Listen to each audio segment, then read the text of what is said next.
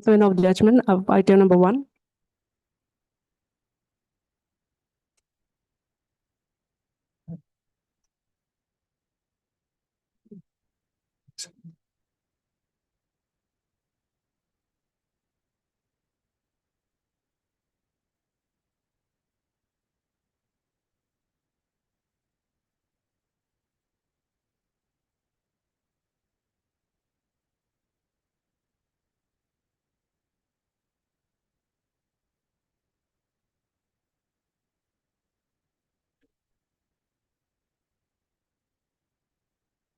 The result, writ petition fails and is hereby dismissed.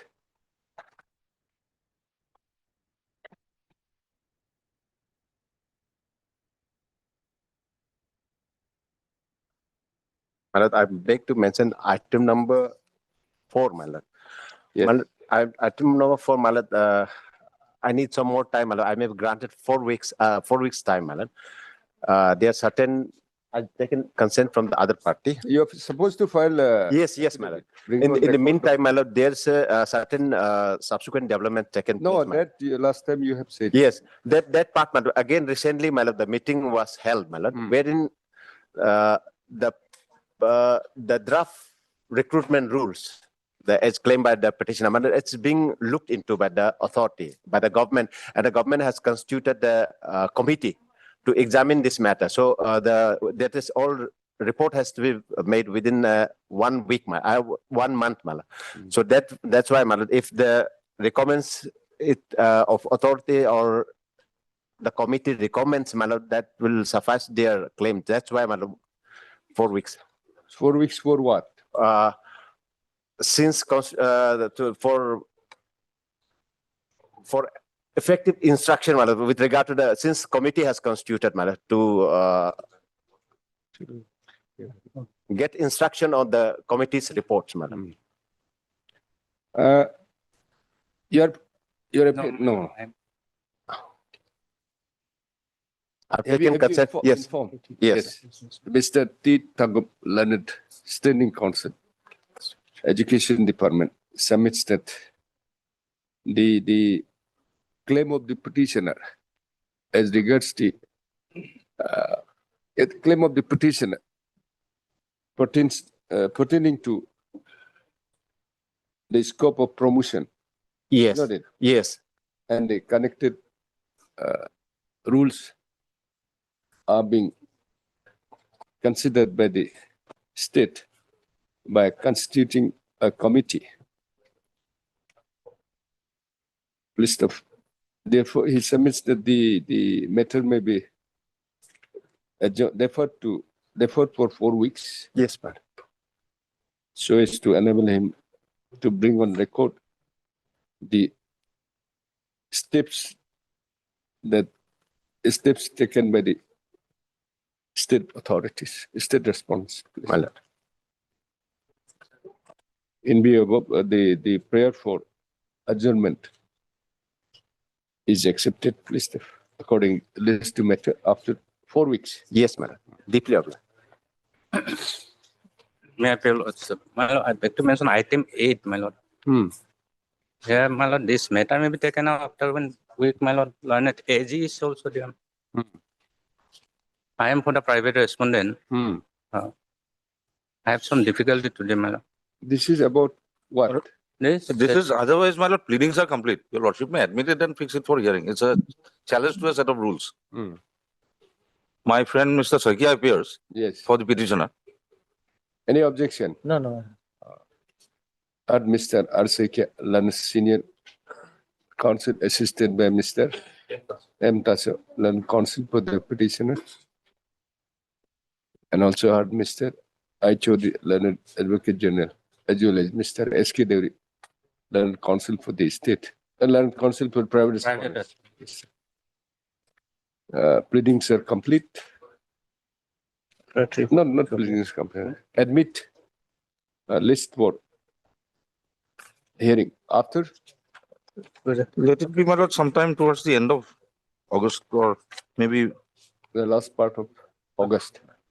In the last part of August 2026. But may I pray for a date since a challenge is made to the Yes, rules? you give the date, last part. Last part of August. Last part of August. That will be 27. 27. 27. Applies.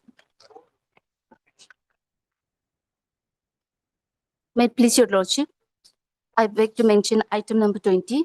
Hmm. I'm appearing on the behalf of K. Saxena. Hmm. Lordship, K. Saxena, Mr. K. Saxena is out of station due to some unavoidable circumstances. So, Lordship, kindly, the matter may be fixed after 2 weeks. Not complete also. Huh? LCR also not complete. Some incomplete. No problem. German no problem. On the prayer of MS, A. Jongluju. Learned Council, Jongluju, A. Jongluju. Jonglu, H. Jongluju, Learned Council appearing on behalf of Mr. K. Saxena, Learned Council for respond number 2, Yes, Lordship. and the prayer not being objected to by MS and Anju, Legal Aid Council and Legal Aid Council. Come and let this matter be, let this criminal appeal be listed after 4 weeks, 2 weeks. 2 weeks. And also, Yeah, Lordship, item number 21. Hmm. The council could not come due to some You're unavoidable. for G. Talo. Okay, G. Talo. may it please your lordship, After 3 weeks, huh? 3 weeks. Hmm. Much obliged.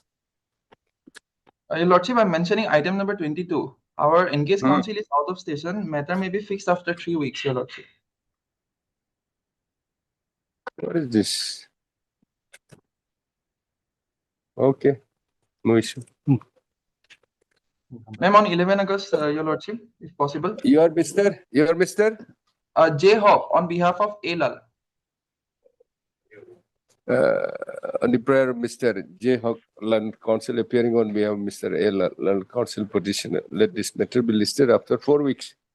3 weeks, your lordship. 4 On weeks. 11 August, if possible. 3 weeks.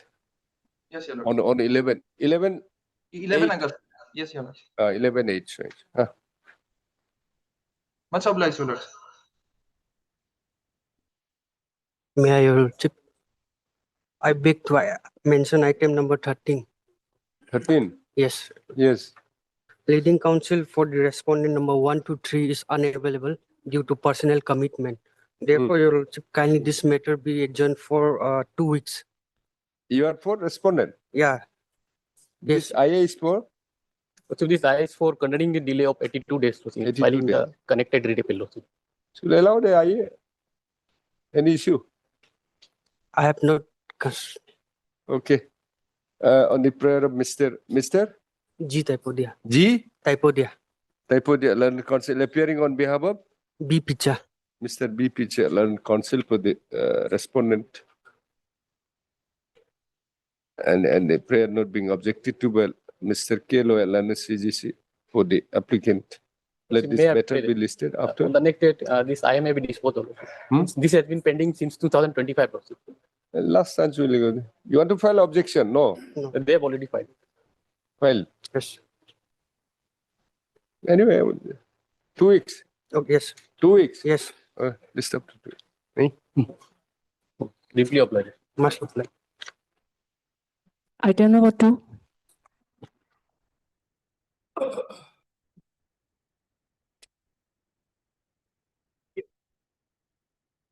Lordship, in this case, admittedly, Lordship, that approval was not taken from the central government, Lordship, under Section 2 of the Forest Act 1980. Hmm. On 16 October 2025, Lordship. Have you filed the affidavit? No, Lordship. Why? Here, Lordship, that's admittedly is not. It's a question is whether Lordship approval was taken or not. That's the only issue here, Lordship. Hmm. So admittedly, that approval was not taken, Lordship. But state government has already, Lordship, sought approval from the central government in the month of October 2025, Lordship. And we are likely to obtain the Lordship approval from the central government. Mr. C, will issue notice? Yes. Yes. Will issue notice? Yes. Let us Yes, see. my lord. But then how, without approval, how can you go for tender That for construction? tender was Lordship plotted, and that was even challenged before the zonal court. It's okay that we have understood. And then there's another proceeding pending before the Green Tribunal West Bengal Lordship on the same issue by one SD Loda. Their interim order has been passed until that approval is Okay, given. heard Mr. C. Modi, learned counsel for the petitioner. And also heard Mr. S. Tapin, learned senior government advocate for the state respondents. Any private respondent? Yes, private respondent number 6. Issue notice. We have already recorded that this thing. Yes, Earlier, we have recorded your yes. facts of the case. Issue notice returnable by 4 weeks. Mr. S. Tapin, learned counsel for the learned senior government advocate, enters appearance on behalf of 1 to 6. state respondent number 1, 2, 6. 3, 4, 5, and 6. No formal notice need be served. Our extra copies be shown. Learn counsel for the petitioners to take a state preservation notice. Respondent number 7. Man, Barrister pursuant. all right. Item number 3. Am I audible, Miloj?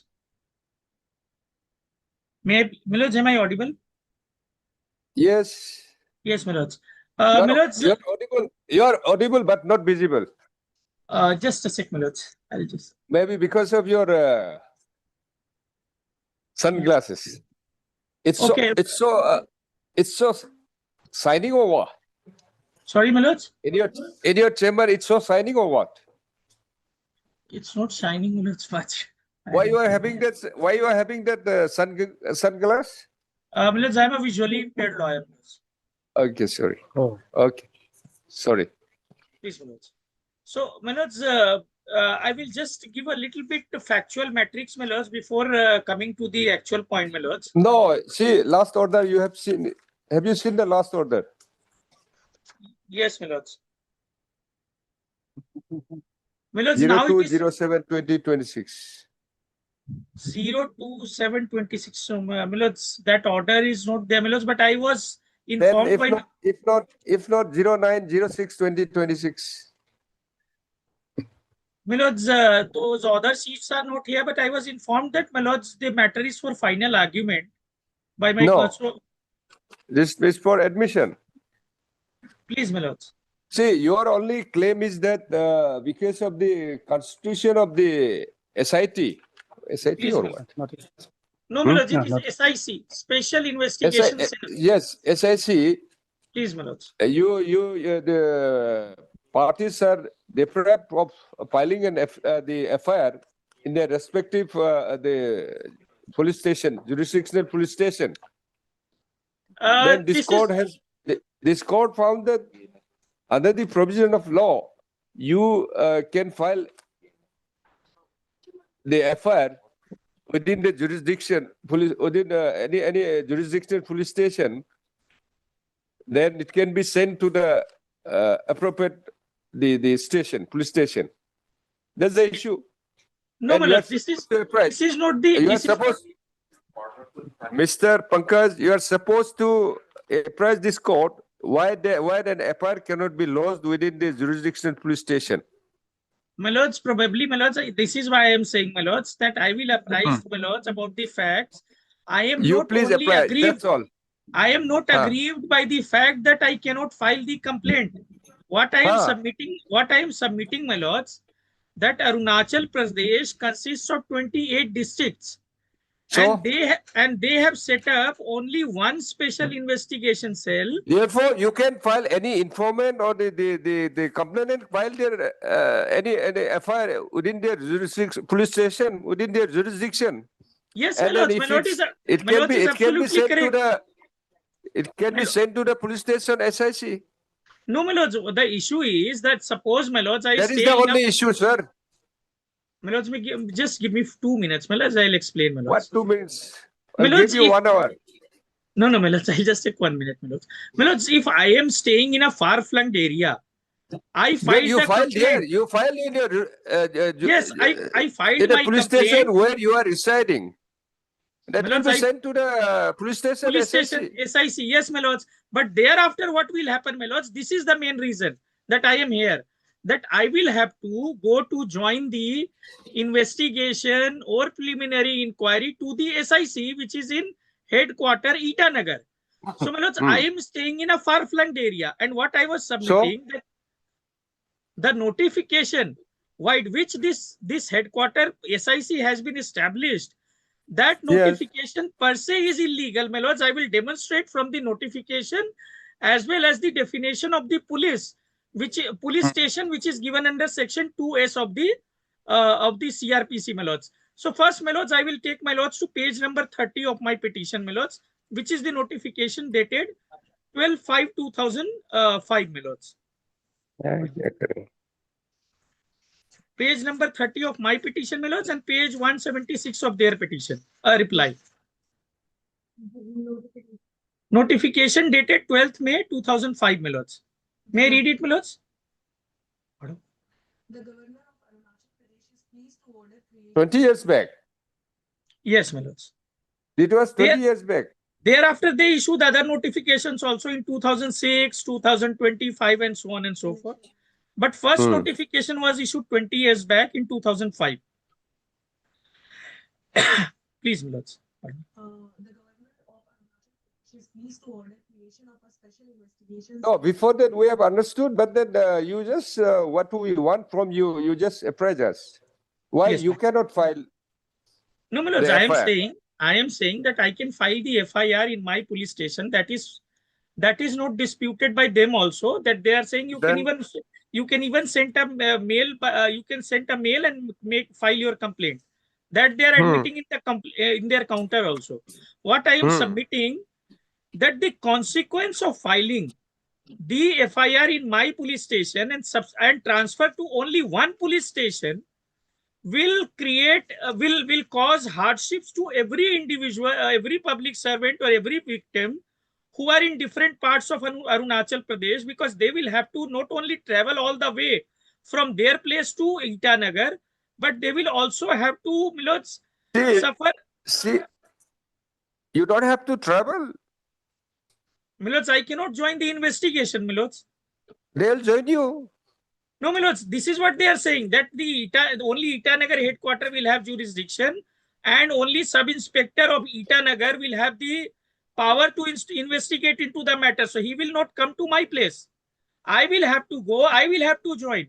And I will show, my lords, from the illegal, so many illegalities are there in the notification. Only not less below than deputy superintendent of police was supposed to investigate. They have given this power to sub-inspector. Even in the proviso, the only inspector could have been given this power, but they have given to sub-inspector. So many aspects are there which needs to be considered, my lords. Give one instance, kindly give one instance where you could not join and the investigating agency could not join come to you. Sorry, my lords.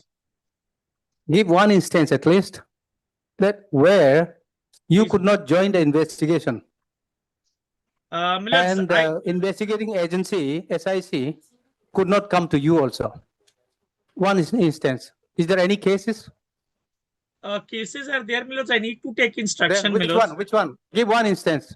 My lords, at So present, for my lords, 20 years, the my lords, investigation is my lords, may successful. defer it for tomorrow, my lords. I will take the instructions and come back to my lords, because, my lords, what I was submitting, my lords, if my lord will see section 2S of CRPC, that also says the police station means any post or place declared generally or specially. My lords, may kindly see generally or specially, because they are constituting special investigation cell by the state government to be a police station, and includes, my lords, any local area specified by the state government in this behalf. So my local area has not been included in the police station. What they are saying, that I have to travel 1200 kilometers or 1000 kilometers or 500 kilometers. That is why we are asking, give one instance where you could not join because of this. Because so far as FIR is concerned, you can lodge anywhere, wherever you stay. My lords, Who prevent you from filing a FIR before your police station? my lord will Where you appreciate stay? that fair investigation is also a part of, my lords, the fair. That is why we are asking if there is any instances let us see. My lords, may keep it for tomorrow. I will come with the instructions, my lords. Otherwise, today, my lords, probably I cannot satisfy, my lords. So tomorrow, if No, my lords you- may keep it. My lords, it is their and- own admitted position in para 9 No, that no, they have sent. in addition to that, you have to appraise this court. Why you cannot lodge an FIR? No, my lords, I am not disputing. Since you are admitting that you can lodge an FIR, nothing remains. My lords, FIR complaint can be filed, but that complaint will be transferred to the SIC. So the moment the complaint is transferred, my lords, If the it's the jurisdiction requirement of the local law, police what can station we goes do? away. Sorry, my lords, I'm really sorry, my lords. Who is respondent number 2? The Secretary, my lords, Home Affairs, Home Department of Arunachal Pradesh, Principal Secretary.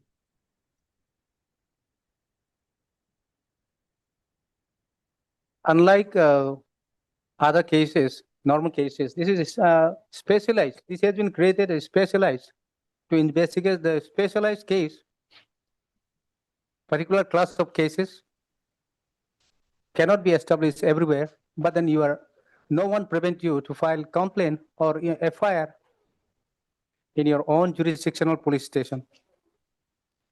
My lords, No but public that, injury, it appears. What my lords, public injury? my lords, it causes. My lords, tomorrow I will satisfy, my lords, with the report with the how many people have been denied.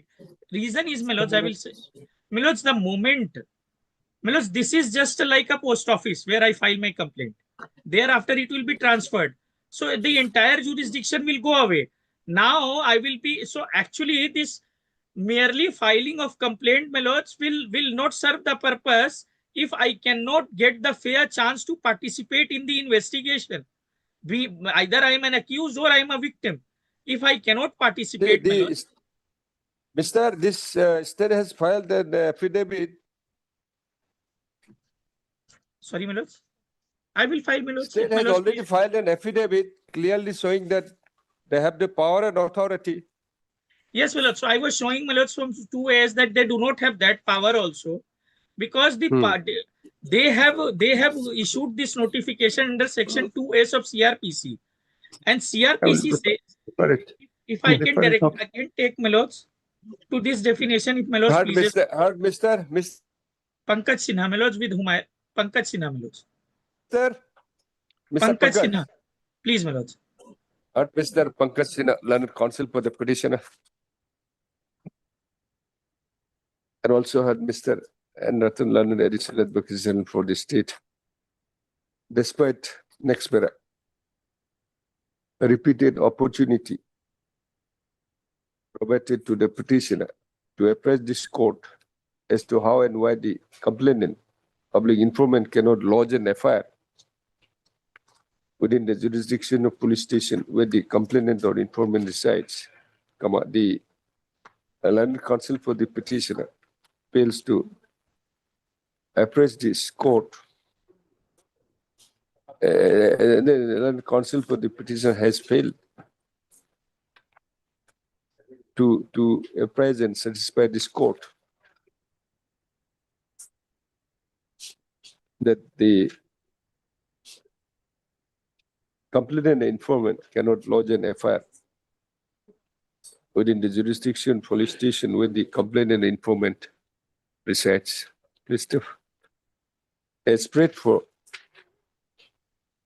by Mr. Pankaj, Mr. Sinha, counsel for the bill, let this matter be listed after 4 weeks.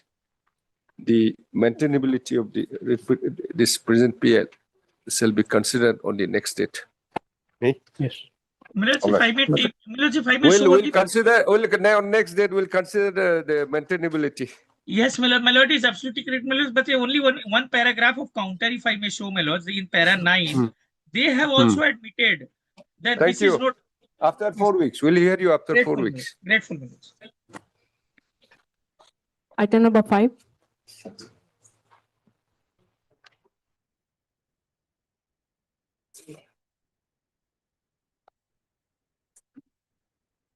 My lord, I have been heard exhaustively. Now, my brother Tapak is there. Yes. But if my lord permits me 5 minutes, I want to place certain things, my lord. Only 5 minutes, not more than that. Not 5 minutes. 1 minute. 1 minute to, my lord, the address itself Yes, goes. we have heard you. Yeah, my lord, just What supplementing it. clarification? Only a core question that, my lord, that has been fallen, and this I was asked to clarify that day. So, my lord, what I have outlined here is the core question. The core issue before my lord is whether a applicant who possesses substantive title and physical possession of land prior to the cutoff date can be disqualified merely because a revenue certificate evidencing that pre-existing possession was submitted upon the explicit written requisition of the respondent corporation. Here, my lord has seen first thing, prior to the at the cutoff date, my lord, I have the physical possession of the land, then I have the land ownership certificate which I have submitted, issued by the revenue officer, my lord. That is one.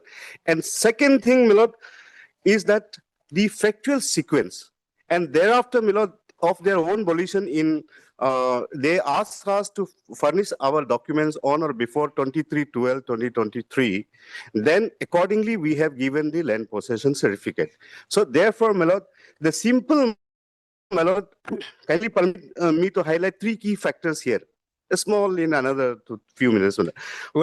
First, let us see where's the direction to furnish you the documents. That is page. 1 second. My lord, Annexure 6, page 88 and 89. 88.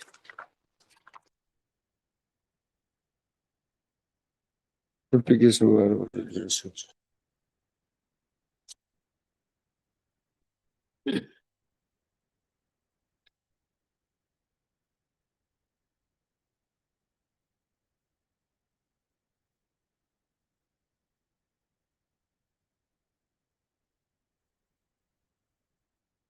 Get some water.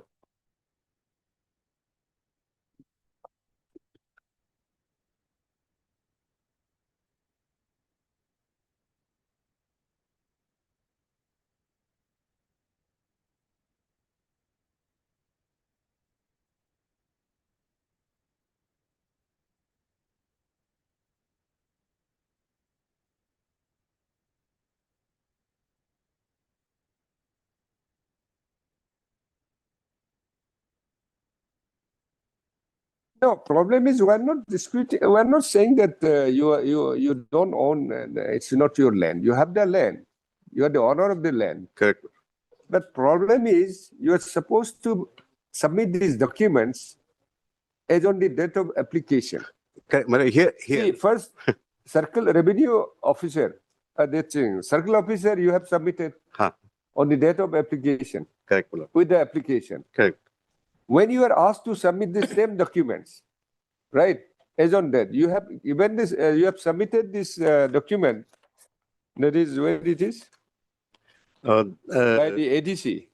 Correct, Mother. LPC, right? 86. 86 is the late position.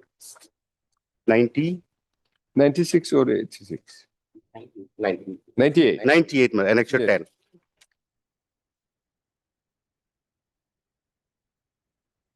That is the whole problem. Because this is of 12 December 2023, right? Your requirement is serial number 5. Lesser assessment is equivalent to this Kachra and Katoni. I have given a note also. But it said as on the date of application. You could have submitted that certificate which you have already submitted. I bowed down, my lord. This is the whole problem. That's why, my lord. I am coming to the. Let me answer. Let me answer accordingly, my lord. That this has to be read with factual sequence and doctrine of estoppel, my lord. Why I say so is the first, the land owner certificate along with application prior to cutoff date was provisionally selected. They have provisionally selected me. One. Number two, my lord, secondly, my lord, the corporation did not rejected my application at the initial scrutiny, my lord. Right. It's then okay. instead, my lord, what they did is they communicated, my lord, via that communication letter.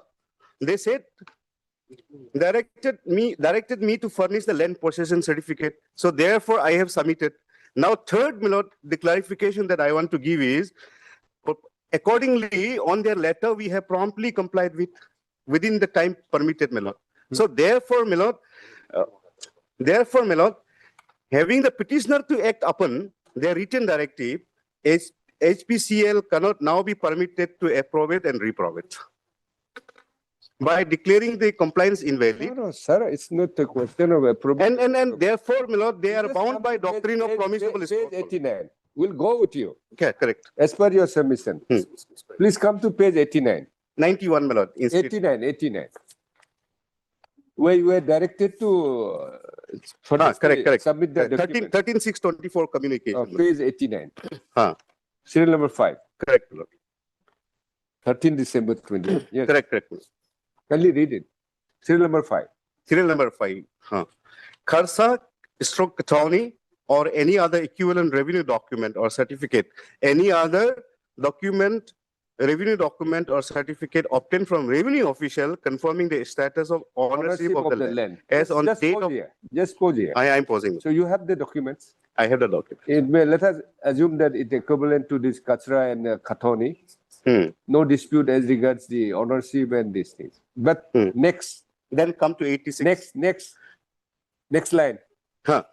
As on the date of application. As on date of the application. So, therefore, my lord, what this is the hurdles. Correct, my lord. I will answer everything, my lord. Therefore, my lord, they ask us to furnish the land ownership certificate. We have on the date of application. Date of application.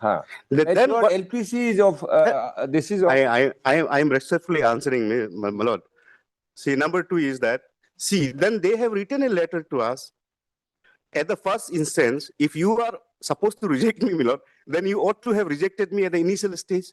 Now you have waived your right to reject me for the reasons that you have asked me to provide the certificate. So accordingly, I have provided, my lord. I have complied with. So therefore, my lord, kindly appreciate the provisions of the principles of doctrine of estoppel. Therefore, I am saying, my lord, you cannot provide. It's a word of what? About the RO dealership. RO dealership. It will be simply guided by the requirement of the terms of the. Now, my lord, I give word the of RO dealership. Correct, my lord. As well as the terms of the letter to you for submission of documents. But second thing, my lord, I have another 2 points to make. Then I will not make any reason or nothing, my lord. If my lord satisfied, my lord will take a call, and then I will not open my mouth for anything, my lord. Kindly give me 2 more minutes, my lord. This thing I have cleared. The factual sequence and doctrine of From your side, you have cleared. Yes. So I'm cleared. And my lord, then kindly come. The second point which I want to raise is substantive right versus evidentiary proof. Substantive right versus evidentiary proof. See, my lord, there is a fundamental distinction between the existence of a right and the mode of proving that right, my lord. So now what is that? The eligibility requirement under the guideline is that land must be available, possessed on or before the cutoff date that I have shown it, my lord, page 86. Now, see, my lord, subsequently, the land possession certificate issued by the revenue authority does not create a new right on the date of its issuance. But it merely, my lord, on the date of application. Correct, my lord. No, my lord, my lord, kindly allow me, my lord. Just, I finished off and then. Wait, just wait. So, page 86, I have clarified. The second point in the substantive right and evidentiary proof, which I am saying is, my lord, the LPC issued by the revenue authority does not create a new right on the date of issuance. It merely certifies a pre-existing factual status that the petitioner was already in possession of the land. And in here, my lord, the third thing I want to clear is delay in obtaining a formal administrative certificate from a government department cannot extinguish a pre-existing substantive right of the petitioner. That's the one more point, my lord. The last point that I want to make it, my lord. See, my lord, the principle of equity and administrative fairness must be there. Now, HPCL being a autonomous organization of the government of India falls under the definition of Article 12 in terms of other instrumentality. And my lord, what I understand, HPCL is a registered company under Section 25 of the Company Act. Who is disputing? No dispute is there. Disputing. No disputing, my lord. No dispute, my lord. So, my lord, on this count, my lord, see, respondent is that I am saying is, my lord, they must act reasonably, fairly, and predictably, my lord. Predictably. I am using the word predictably. You cannot blow and hot and cold. First, you say this is my requirement. Secondly, you say you update the LPC. You have no challenge this letter. Rather, you have acceded to it. We have put in challenge before the single judge, my lord. No. So, because, my lord, This one, 30, because, my lord, 30 December 2023 letter you have not. My lord, let me complete this point and then any query I am ready to answer before, my lord. If, my lord, my understanding is, if, my lord, if HPCL believe that non-submission of LPC on the last date was an incurable defect, they ought not to have issued a communication calling for it. To call for a document, accept it, and then reject the candidature on the ground that it should have been submitted earlier is arbitrary unfairness, my lord. So therefore, when this letter was issued? This letter was, my lord, I'll show this. Kindly see page 91, my lord. Annexure 8, my lord. After last date? Yes. That's why in the rejection order they have said. No, 91 is... oh, no, 89. We are asked to this thing. This 89 only, my lord. Annexure 6, 88. 13 June 2024 letter. You have no challenges. Rather, you have acceded to this by submitting your LPC. Yes. No, my lord. We understand. We you could not, you have missed reading of this age on the date of application. Your LPC should be of a document. I mean, the documents should be as on the date of application. I cannot. You can submit. I cannot on the deviate. basis of this. I cannot deviate whatever is falling from my lord on this particular point, because first thing, the HPCL itself has waived the right for rejection for the reasons that initially, as a cut-off date, my lord, your requirement is land ownership and it must be under physical possession. So therefore, I had the physical possession and I could have challenged this that I could. And kindly I come have to page already submitted, or you may submit the earlier which you have already submitted. Page 86, my lord. Kindly page 86. After this letter, we have submitted this. 86. That's what I'm saying. You could have, after this letter, you could have submitted page 86. That's why, my lord, I have said... You have failed to read the last sentence. That's why, my lord, I have made a categorical submitted that sequence of the fact and doctrine of estoppel. Okay, First, you asked this. Okay. So, therefore, my lord, it's fine. I need not. We'll hear him. We'll hear him. It's okay. No, my lord, just I'm just last embargo I'm putting it. See, basically, we are trying to interpret the requirement of the award of RO dealership, right? We cannot read what is not there. We cannot read into what is not there. No.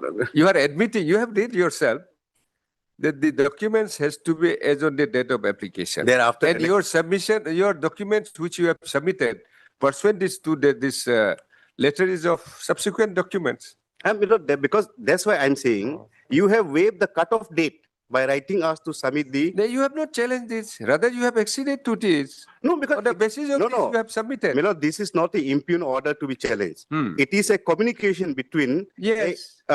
Between the company and me, the applicant. Then... So, any communication... Then you cannot say that... You cannot say that it will be only... You cannot have this kind of requirements. It has to be initial stage. That is your submission. That's why, my lord. That's why I am saying the estoppel will come against them. Because you have written to us, and then you are asking us, now kindly furnish this. So what then you have furnished. I have, that is why I have furnished, my lord. The land owner certificate I was already having, that was uploaded. And then you said, you submit the LPC. And what my lord is asking is, why have you not submitted LPC, which was issued at a later date in the initial stage which you have? So therefore, there is a estoppel against the HPCL. For the reasons that this letter you have asked to furnish. So accordingly, the ownership which I was having on that land was only a confirmation by the revenue authority that please you submit this, because there are administrative delay. So I am not, my lord, I respectfully, my lord, I bow down what is there in the mind of their lordships. No, no, not mine. We're hearing you. We're trying to understand what you are trying to submit. It's very simple. The documents Then, my lord, that's has why to be that's why, my lord, documents has to be as on when- the date of application, and your application which you have submitted, I mean document which you have submitted, is of subsequent date. on the request, Huh. on the request, on the request, Where They is said- that request? on the request. Where is that request? That request is at page annexure 6, my lord. 89, 86, 88, 88. 88, page 89, serial number 5. You are provisionally selected. Then this requirement has to be fulfilled, which you have accepted by submitting the LPC. My lord, kindly come to the bottom, and if my lord can come down to page 89, plus. Now we'll argue for you. Wait, I am great. take your seat. I am great. Yes. You want some documents after say a revenue officer confirming the status of ownership of the land, right? Yes, that is correct. As on the date of application. Yes. They have already submitted the application, ownership, on the basis of which you have provisionally selected the petitioner, right? Yes. Appellant. Now, what is your ground of rejection? Come to page 91. To my understanding, Come to page 91. This is the rejection. yes. Serial number 3. 91 I have seen, 91. page 91, ground of rejection. Ground of rejection was, there was no available land. LPC, this LPC, LPC not available. LPC is there. LPC is there. actually, we have, See, LPC is there. LPC is page 98. Lordship, that is not the issue. Number 1. Number 2, land availability survey is not valid as per. How you are saying that it's not valid? As per Rule 143 of Arunachal Pradesh 2012 rules. Lordship, to my understanding, this company is guided by the guidelines.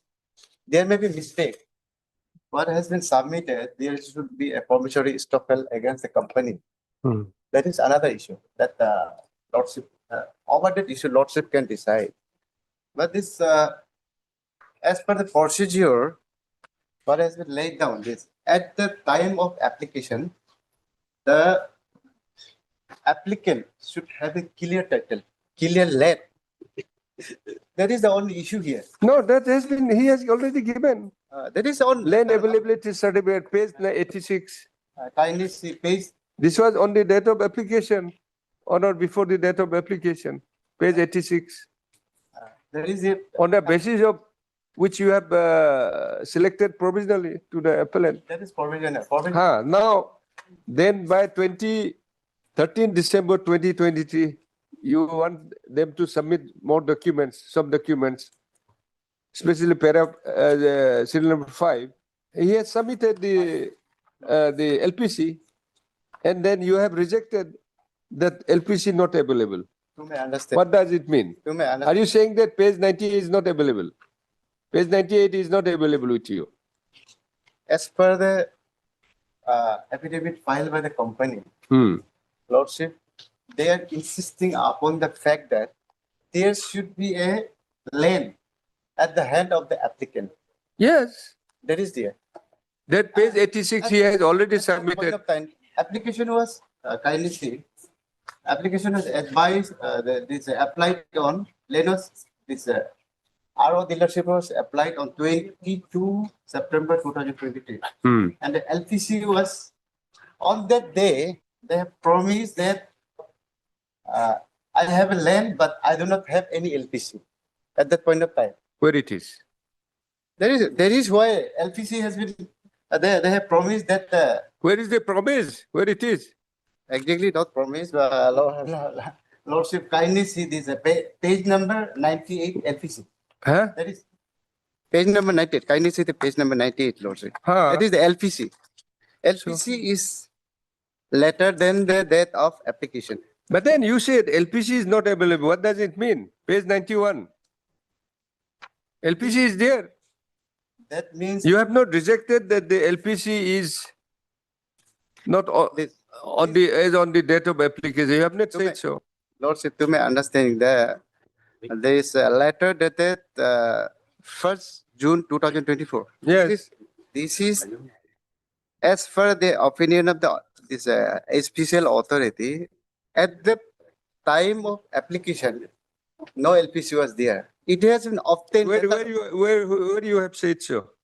Kindly see. Please refer to the application number, Sergeant Sir. However, it is observed that para 3. Observe that documents submitted by you are not valid for considering the offered lane under Group A for the regions detailed below. LPC not available. LPC is there. LPC later it was obtained. So not disputing the fact. So why you are saying that it is not the LPC is not as on date of the application? You simply say LPC is not available. LPC is there. There is a mistake in the language. I understand. If there is a mistake, we'll go by mistake only. It should have been at the time of the application. The petitioner was not having any valid documents for land. It should have been. As on the date of application. Yes. You have not said so. It has said. You have received the LPC. You have directed them to submit the documents, and you have when they submitted the documents, LPC, you are saying that it's not available. What does it mean? Language is otherwise. To my understanding, Lord. We cannot. We'll go by the. It's a simple language. LPC is not available. Yes, LPC is not available. That means what? LPC is there. Yes. Page 98 is there. LPC was there on record, but it was obtained later on. What does it say? Kindly say, not say, on record. What does it say? Your rejection doesn't say so. Yes, application doesn't say so. But the record say LPC was, it is dated later. How can we presume? Yes, Lordship. How do we know how do we know your intention? You think something else and you write something, we'll go by the letter. Yes. And second thing, land availability certificate is not valid as per provision of Rule 143. What does it mean? That means this to have a LPC, it should be not the revenue officer. There should be a category of officers who can issue this land document. That is only independent agency as per the notification. Or the deputy commissioner himself. So this is page 98. Below that officer. This is by ADC. ADC Yachuli. Page 98. LPC. And we are not disputing that. It was obtained later on, I am saying. I am submitting. Not one thing. First thing, your rejection, the ground of rejection, LPC not available. Yes. We are not convinced? Yes. That we should read into what is not been written here. Yes. You want us to read what is in your mind. I am not disputing that. Yes. You are not disputing. Yes. Number 2, land ability certificate not valid as per provision. Why you are saying that it's not valid? Because this LPC 12 December 23 is issued by the ADC. It is also it's the authority who can issue. Yes, it is also mistake of language to my understanding, because as per the 143 rule 143 of this issuing land LPC, competent authority is definitely issued as per the 143. But to my understanding, the company wanted to say that. That's why I'm saying what you wanted to say. Why you don't want to say? We cannot read into it. Reserve it. Okay. Just one clarification. Just see once. Page 86. Yes. Land availability certificate as per requirement. It was there. Page 86. Page 86. Have you seen? Land availability certificate. 48586. Yes. Land availability certificate. Okay, it was there in 22 this September at the time of Definitely making application. at that point of time. Okay, just you a was, minute. the applicant was having Yes. That was issued by the revenue officer. Yes. Yes. Admittedly. Okay. Okay. But Then it come is now then then yes. recognized. After that, subsequently, you issue this 1324 page. Come to page 88. Okay. This was on 1324, huh? Yeah. And 89. Come directly to 89. Requirement again, and then come below table. The please note after 5 and 6, huh? Yes. 7, 8. Then come down below. Please note that your candidate is liable to be cancelled in case initial security deposit or the documents listed above are not uploaded by 23/12/23. 23/12/23. Have you seen? Yes. Okay, then come to the LPC, page 98. It was obtained and submitted on 12 before 23/12. It's 12/12/23. LPC was also obtained prior to that. The last date you have given is 23/12/23. So this was prior to that. This LPC was obtained prior to that only, isn't it? Now thereafter only you have rejected this. Probably this is not correct. Okay. Anyway. That is on record.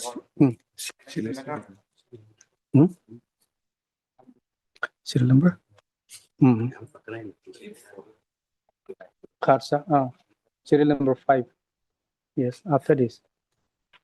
Ownership land as on date of application. So now this they have again given. This concept.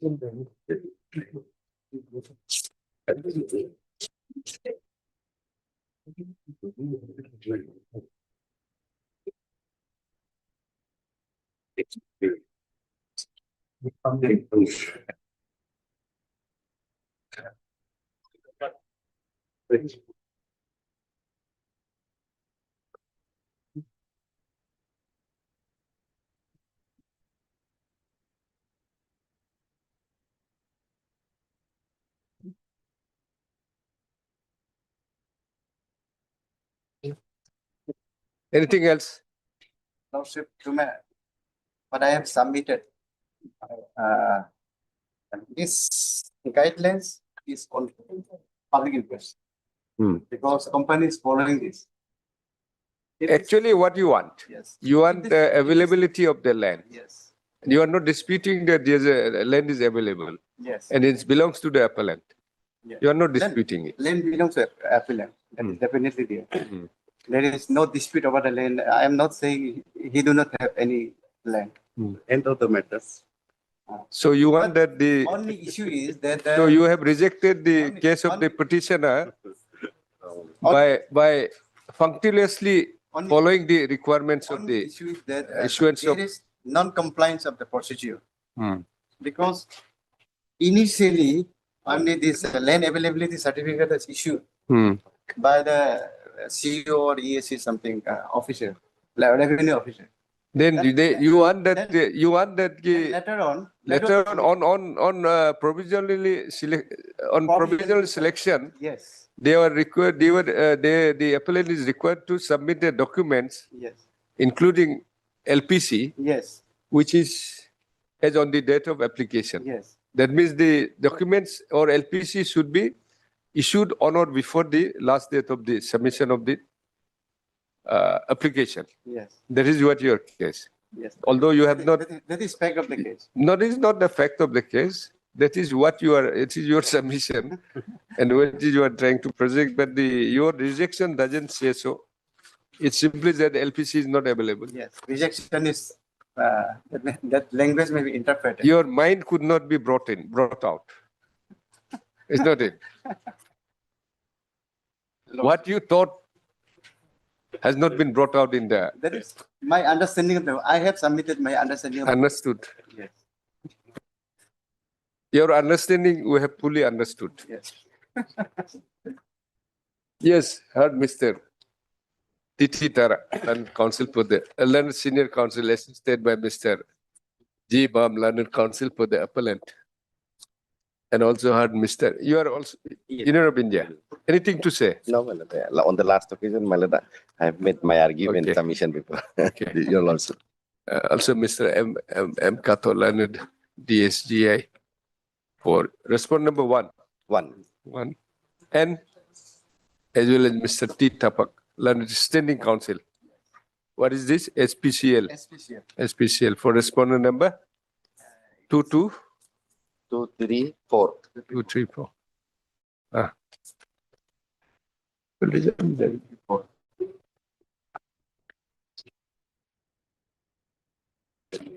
Hearing concluded, judgment reserved.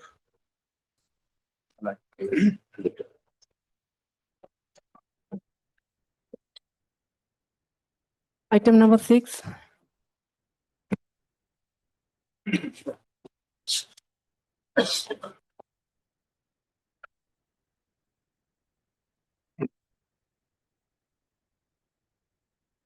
What is the last one?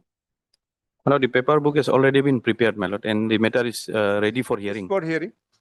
Now, Fixed, we'll give you a fixed date. 376.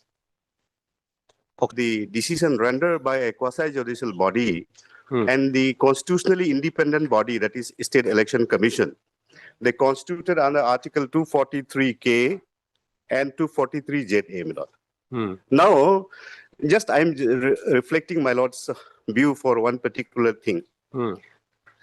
See, you're challenging on the ground of lack of legislative competence. No, my lord, not only that. Then nothing remains. No.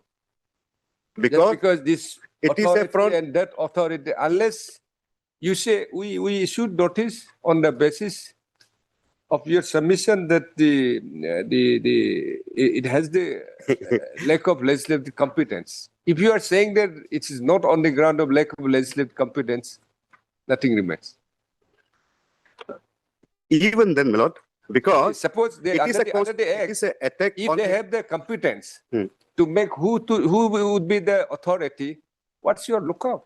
No, my lord, no. State That's legislature. why I'm asking, are you challenging That on part the also, basis that of part lack of legislative competence or not? Have. Initially you said no. I overheard, my lord. Okay. So you show us. Yes. So, my lord, that's first thing, lack of legislative competence, you just show us. yes, my lord. Why it is? State Election Commission is a instrument created by a constitutional provision, my lord. One. And it is a subsidiary to the State Election Commission of India, which is not under the union or the state government control. TN session has clearly held that state independence of a constitutional body exercising quasi-judicial power at the Which time TN of session? determination. TN session, that Which great, TN session? that great chief electoral officer, chief election commissioner of India, my lord. So that is one thing. And, my lord, that Madras Bar Association case, my lord, has also clearly held any institution constitutionally established should be independent of the Yes, continue. political executives, my lord. So now here is a case, my lord. These provisions, my lord, to my understanding is that not merely an administrative inconvenience. Come. Yes, continue. Oh, sorry. I'm hearing. will not be overheard. Okay, my lord. So now these provisions, my lord, section 6 and subsection 2 of the Act, my lord, creates a structural appellate, my lord, arrangement whereby an executive functionary, namely the Chief Secretary of the state, or a political functionary, merely the minister in charge of the concerned department, is empowered to seek an appeal over quasi-judicial determination rendered by the State Election Commission. So here what I want to ask is, my lord, this arrangement, what I read from the constitutional mandate is that it constitutes a frontal assault on the constitutional scheme of separation of powers, the independence of a constitutionally mandated statutory body, and, my lord, right of every citizen to a fair and unbiased adjudication of legal disputes, my lord. This is broad case, because I am submitting this, my lord, these impugn provisions to me, my lord, are not merely an administrative inconvenience, but are fundamentally and irremediably, my lord, ultra vires the Constitution of India and must be struck down in entirety. But for the reasons that, my lord, see, the impugn provisions, my lord, will find at Annexure 2, my lord. Page 24 to 25, my lord.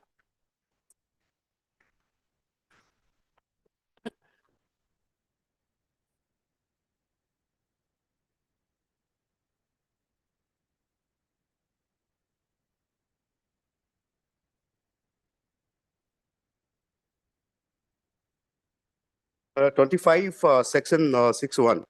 Here, my lord, this section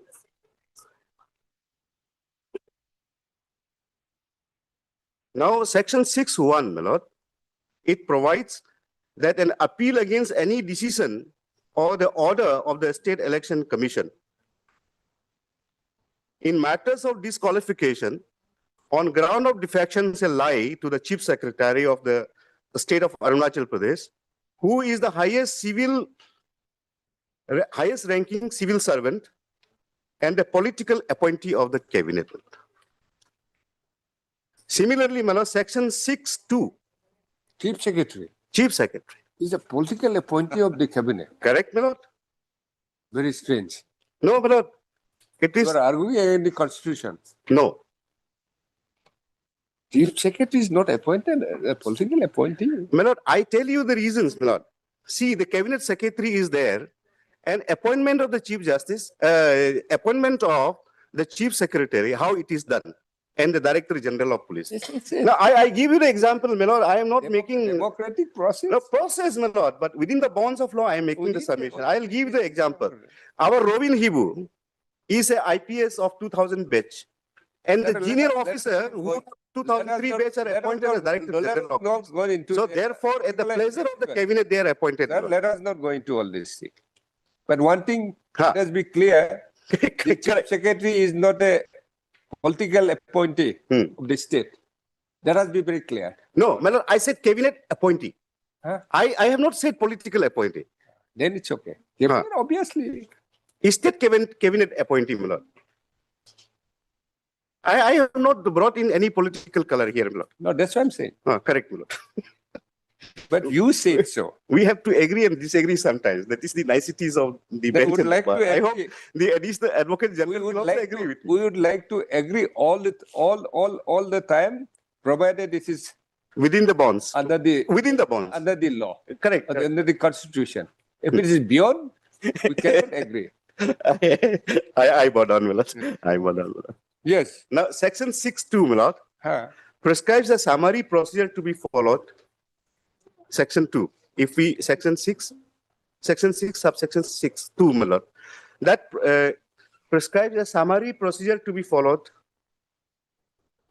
at the time of determination of disqualification. Now, my lord, will kindly see this Kyoto Holofan judgment, paragraph 111, my lord. When a speaker presides over, sits on to decide the disqualification petition, he functions as a quasi-judicial body. Same thing. Same. When the chief secretary sits as the appellate authority, he will function as a quasi-judicial No. authority, not as a chief secretary. My lord, I'll respectfully answer my lord's query, my lord. I'm just answering your. Yes, I am grateful, my lord, enlightening us also. The bar are also enjoying, my lord. Now, see, my lord, kindly appreciate. To my mind, my lord, what I understand from the law, my lord, Yes, is that both the subsections are constitutionally infirm for the reasons I'm enunciating below, my lord. I have only 4 limbs to argue, my lord. I'll take another 15 minutes. I'll not read out the entire judgments also. I'll indicate the paragraphs and I'll furnish a small short note, my lord, to assist the court, my lord. Now, my lord, kindly see, before addressing the specific legal grounds, my lord, may I request their lordships to have the Constitution of India, please. Let us see Article 243 K and Article 243 ZA, my lord. What does it say? Constitution? Please, their lordships. My pedestal, where we are staying, where the pedestal, where the State Election Commission and the Election Commission of India stands, constitutionally, my lord. So that part I want to reflect, my lord. Kindly see 243. yes. So, do you have Dana 243, my lord. Now, my lord is aware, Article 243K of the Constitution is inserted by the 73rd Constitutional Amendment Act 1992, my lord. This provides that superintendents, directions, and control of the preparations of electoral rolls for and conduct of elections to the municipalities be vested in State Election Commission. Similarly, the Panchayat. Similarly, my lord, Article 243 ZA, my lord, provides that the superintendent's direction and control of election to municipalities shall vest in the State Election Commission, my lord. Now, the State Election Commission, my lord, if my lord had gone through, my respectful submission is that the State Election Commission is a constitutional proxy for the Election Commission of India at the local body level, my lord. Its independence, therefore, is not a matter of legislative grace, but of constitutional compulsion. Just as no law can validly, my lord, subject the Election Commission of India to the superintendents of the Union Cabinet, no state law can validly subordinate the State Election Commission. Why you have said that the State Election Commission is a proxy constitution? Because in the state level, my lord. In the state level, it is a constitutional body. Election It is a constitutional body. is under the constitution only. Yes, it is a constitutional body. Why I am saying, my lord, There is no question of proxy. Is not it? or alternatively, my lord, can we use the word You may say Chotabai of State Election Commission of India. independent constitutional organization in the state level? There's no That's all. question of proxy. I correct it. Wow, yes. So therefore, this is my thing, my lord. So if that is the case be so, my lord, since So the what you election, are trying to say is, what your submission is that correct, mal, correct, by making the chief secretary correct, the appellate authority against the decision of the State Election Commission, correct, who is a constitutional body, it should not be. The chief secretary being the executive head or the bureaucratic head could not be an appellate authority of the against the decision of the election commission, Yes, which is a constitutional body. And secondly, my lord, Therefore, the enactment, particularly 6(1) and 2, is beyond the legislative competency.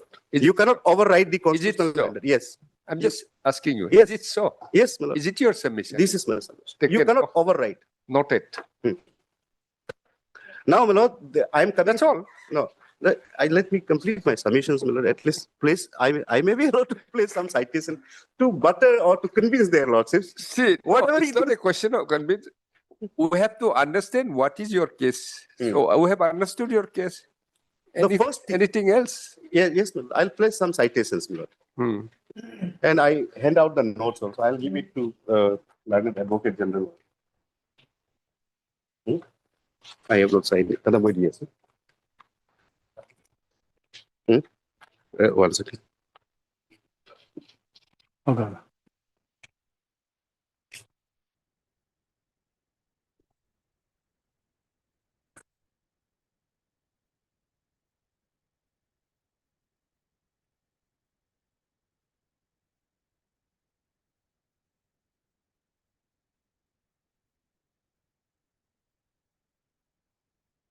Kindly pass on these to their lordships. My written argument.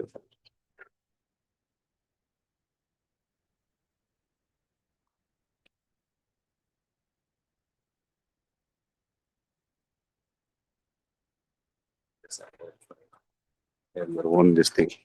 My lord, some works that I have done on this and my understanding where I have made a specific note on this.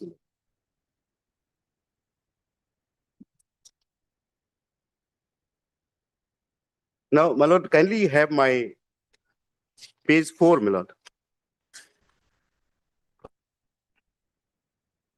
Just I am trying to praise in Kishan Singh Tomar as well.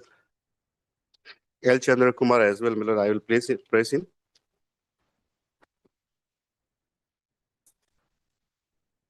Ali.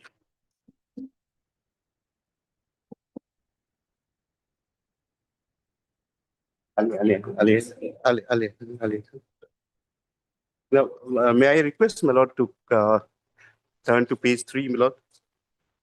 The first pillar of my challenge to this constitutional validity. Violation of the doctrine of independence of election commission, a basic structure guarantee, my lord. The foundational premises of the present challenge is that, my lord, that the independence of election commission is an integral component of democratic fabric of the constitution and forms part of the basic structure. This proposition has been authoritatively settled by the Honorable Apex Court in TN Session judgment, my lord. That paragraph 10 I am relying, my lord, and I have extracted. If lordship permit, I read. Para 10, democracy being the basic feature of our constitution setup, there can be no two opinions that free and fair election to our legislative bodies alone would guarantee the growth of the healthy democracy in our country. In order to ensure the purity of the election process, it was taught by our constitution makers that the responsibility to hold free and fair election in the country should be entrusted to an independent body which would be insulated from political, my lord will mark, the political and executive interference. Here I'm assailing section 6.1. The Apex Court, in the clearest term, my lord, held that independence of the electoral body from political or executive interference is a constitutional imperative, my lord, not a statutory luxury, my lord.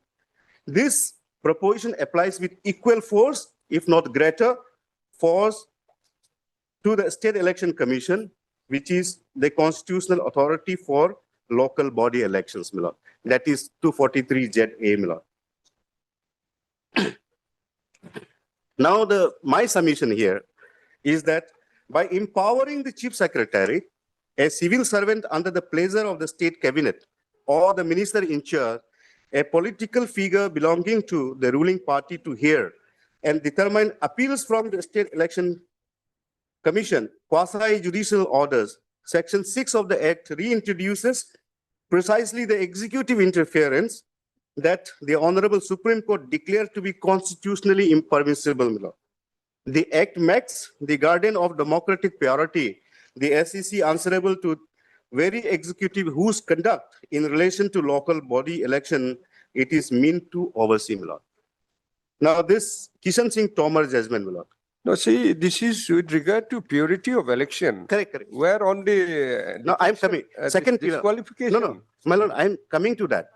So first, I want to prove that State Election Commission is an independent body and its decision render as a quasi-judicial body should not be under the executive fiat, control of the executive fiat. This is what I mean with this Kishan Singh Tomar judgment as well, my lord. So Kishan Singh Tomar, my lord, I am relying paragraph 19, 21, 26, and 27, my lord. That has been missed out, my lord. This is also not, there's no dispute. But this is the That first. State election must be independent state government. This is there. The first limb of my argument is this, my lord. The second limb of my argument is violation of the basic structure. Judicial review cannot be substituted by executive appeal, my lord. Where's the judicial review? Where's the bar to the judicial review? I am not saying so, my lord. In other states, state of West Bengal, Tamil Nadu, Andhra Pradesh, any decision rendered by the State Election Commission is put to challenge in the High Courts on the under 226. So, not by the. Therefore, the finality, any decision rendered as a quasi-judicial body, and my lord will see this Kyoto Holocron judgment paragraph 111. It says that when the speaker seeks to decide the disqualification, it gets your argument. Kyoto Holocron. I have indicated you. Fine, my lord. See, Chief Secretary, while sitting as an appellate authority under the Act, he will be a quasi-judicial. The question is not as a Chief Secretary. My lord, the question is. This is precisely what Kyoto Holocron para 101 is. 111. Just 10111 is about. No, my lord. Whatever. Whether my lord accepts this or not. No, it's not a question of me accepting a law. Once the settled law by the Supreme Court. That's why what I that. Exactly. Personally, you may or I may. But within the under the process, we cannot. Therefore, so 101, it goes against you. Fine, my lord. Let it record. Better you don't press for it. No, my lord. I have given my written argument, so I am making it. I'm just for saving the time, my lord. I'll take another 5 to 10 minutes, my lord, maximum. So therefore, my lord, what I am saying is bringing State Election Commission decision under the executive fiat, a cabinet appointee, and the master. Okay, just wait. You have relied TN session. TN session, I am relying, my lord. Paragraph 10. There is no dispute. Regard the purity of election and the independence, the supervision of the election commission. Correct, State election commissioner, for that matter, election commission of India, right? L. Chandra Kumar is for that is the judicial review cannot be substituted by executive appeal. Because this quasi-judicial decision and any decision rendered, it will amenable to judicial review. Under Article 226. Correct, my lord. That's why I am saying. No. My lord, so tentatively, L. Sanderson. My lord will, my lord may not accept my argument and dismiss this appeal, but it's not allow me to make this submission, my lord. Yes. What I understand the constitutional mandate is also need to be appreciated, my lord. So therefore, my lord, why I am saying is, if in TN session, my lord, if the apex court holds that the State Election Commission should be independent of the executive fiat, then the decision it renders as a quasi-judicial body using the power of the CPC and decides it, then its mandate should, the appeal against the decision of the quasi-judicial body, my lord, should be put into challenge before these Honorable High Court under 226, nothing else. Because if you are making the executive to sit on appeal over them, and further, my lord, kindly see section 6(2). The minister, if the chief secretary is not there, the concerned minister, the concerned minister will sitting as an appellate authority. Suppose tomorrow, my lord, if I am from opposition party, If I file disqualification petition against the sitting member of the panchayat of a ruling party, nothing will come out. Therefore, there will be a procedural biasness. The principle of Wednesday, the principle of natural justice, Wednesbury principle will lead to bury in the dust. Therefore, this is, in order to maintain the purity, this Chandra Kumar will also come, the constitutional bench, 5 bench will. Now, my lord, kindly see, what I am trying to make submission referring to the L. Chandra Kumar is that, my lord, the proposition emerging from L. Chandra Kumar for the purpose of the present case is this, where an aggrieved party challenges a quasi-judicial order, the constitutional mechanism for such challenge is the Section 6 of the Impugned Act intercepts this constitutional journey and inserts an executive officer as a mandatory appellate authority. This is not merely supplemental, it is a substitution of judicial oversight by executive fiat, my lord. That's what my submission is. And my lord, para 78 and 79 of L. Chandrakumar further says, the Honorable Apex Court held that the power of judicial review over legislative action vested in the High Courts and the Supreme Court cannot be abrogated even by constitutional amendment. A fortiori state legislature statute, which ranks far lower in the constitutional hierarchy, cannot create an executive bypass to judicial review. Why I am saying is, my lord, under Article 243 Jet A and under 243K, the State Election Commission is constituted as an independent body, my lord. And then subsequent amendment under this act only, it is the State Election Commission who has been made to decide. Because there is a mechanism. First you file the member secretary, then the member secretary, then deputy commission, district electoral officer will forward to the State Election Commissions, where proper hearing adjudication of the matter is there.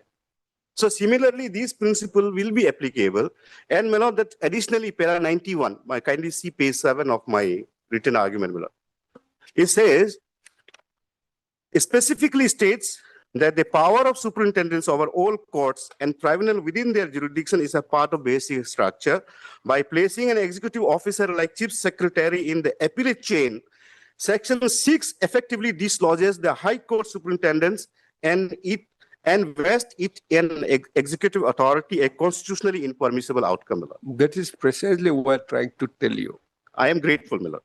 Now, my lord, I am placing the jurisdiction of the judicial, the judicial review has not been ousted. Power of judicial review has not been ousted by the Act, particularly Section 1 and 2.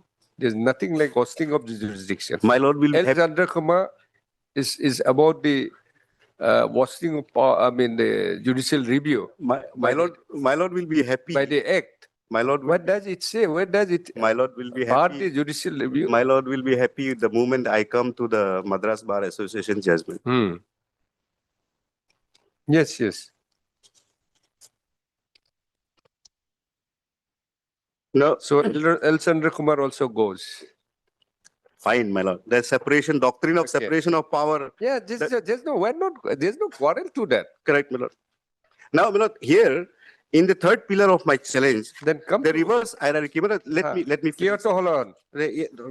Just for a moment, my lord.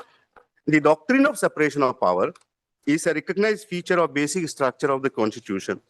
The executive, the legislature, and the judiciary occupy distinct constitutional spaces, each with defined functions. One organ cannot usurp the core functions of another. This is what I'm correct. Then what here? The State Election Commission, my lord, kindly see. The State Election Commission, when it adjudicates a question of disqualification on ground of defection, exercise a judicial or quasi-judicial function, my lord. It records evidence, hears the parties, applies principle of natural justice, and renders a reasoned decision affecting civil rights of elected representative, my lord. In law, the State Election Commission in such proceeding act as a tribunal, my lord.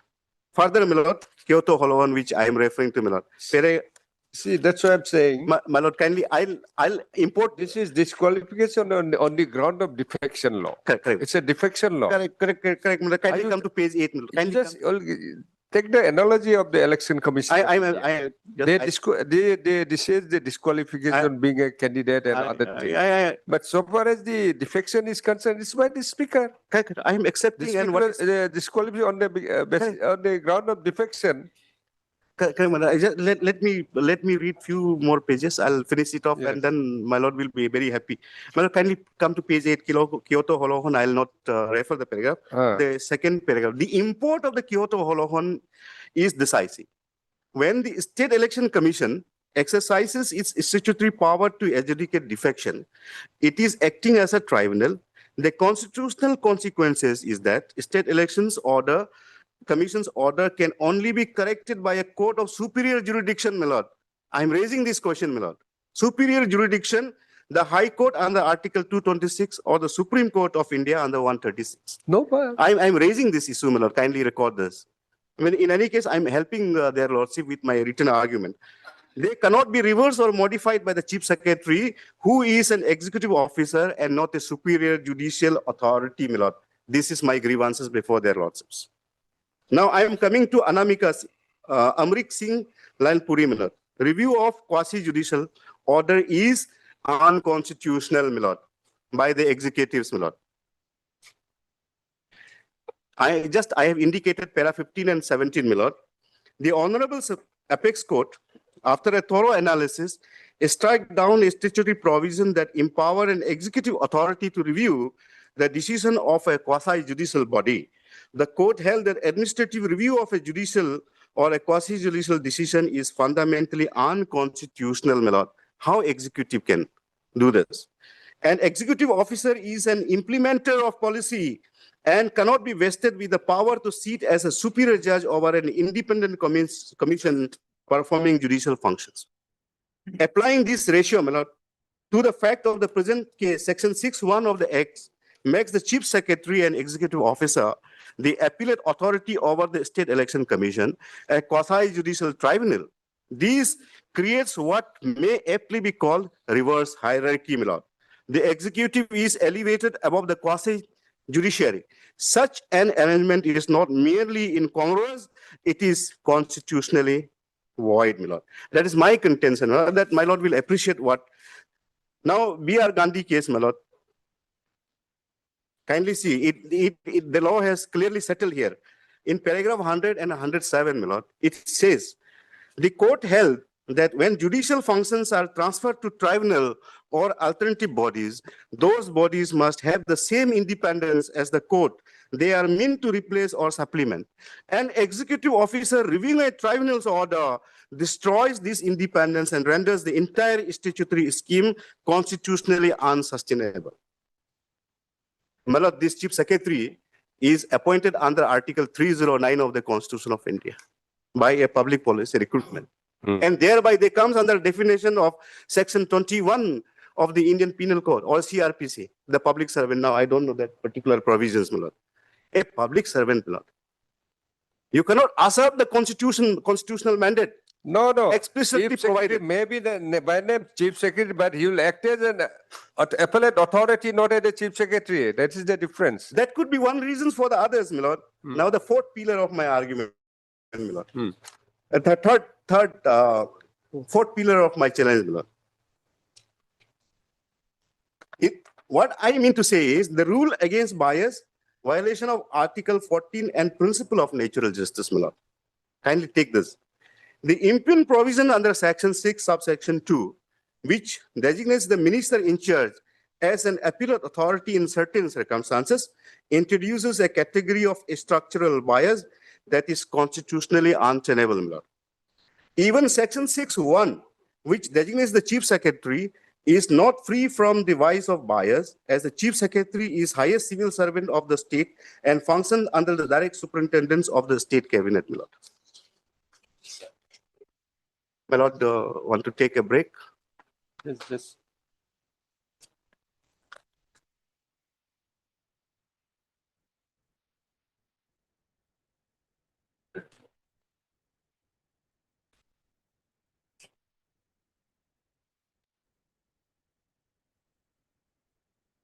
Then I have two more citations, my lord, that Maharashtra Labor Practitioner Association versus the Madras Bar Association case, my lord. Then I conclude my case and then few paragraphs.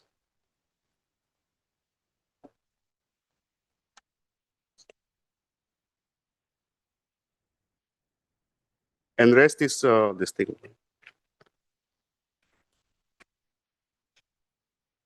Then, my lord, let me complete this sentence then. The reasonable ground for believing that such a minister was likely to be biased is not just present, it is overwhelming. Similarly, when a member of the opposition is disqualified by the State Election Commission,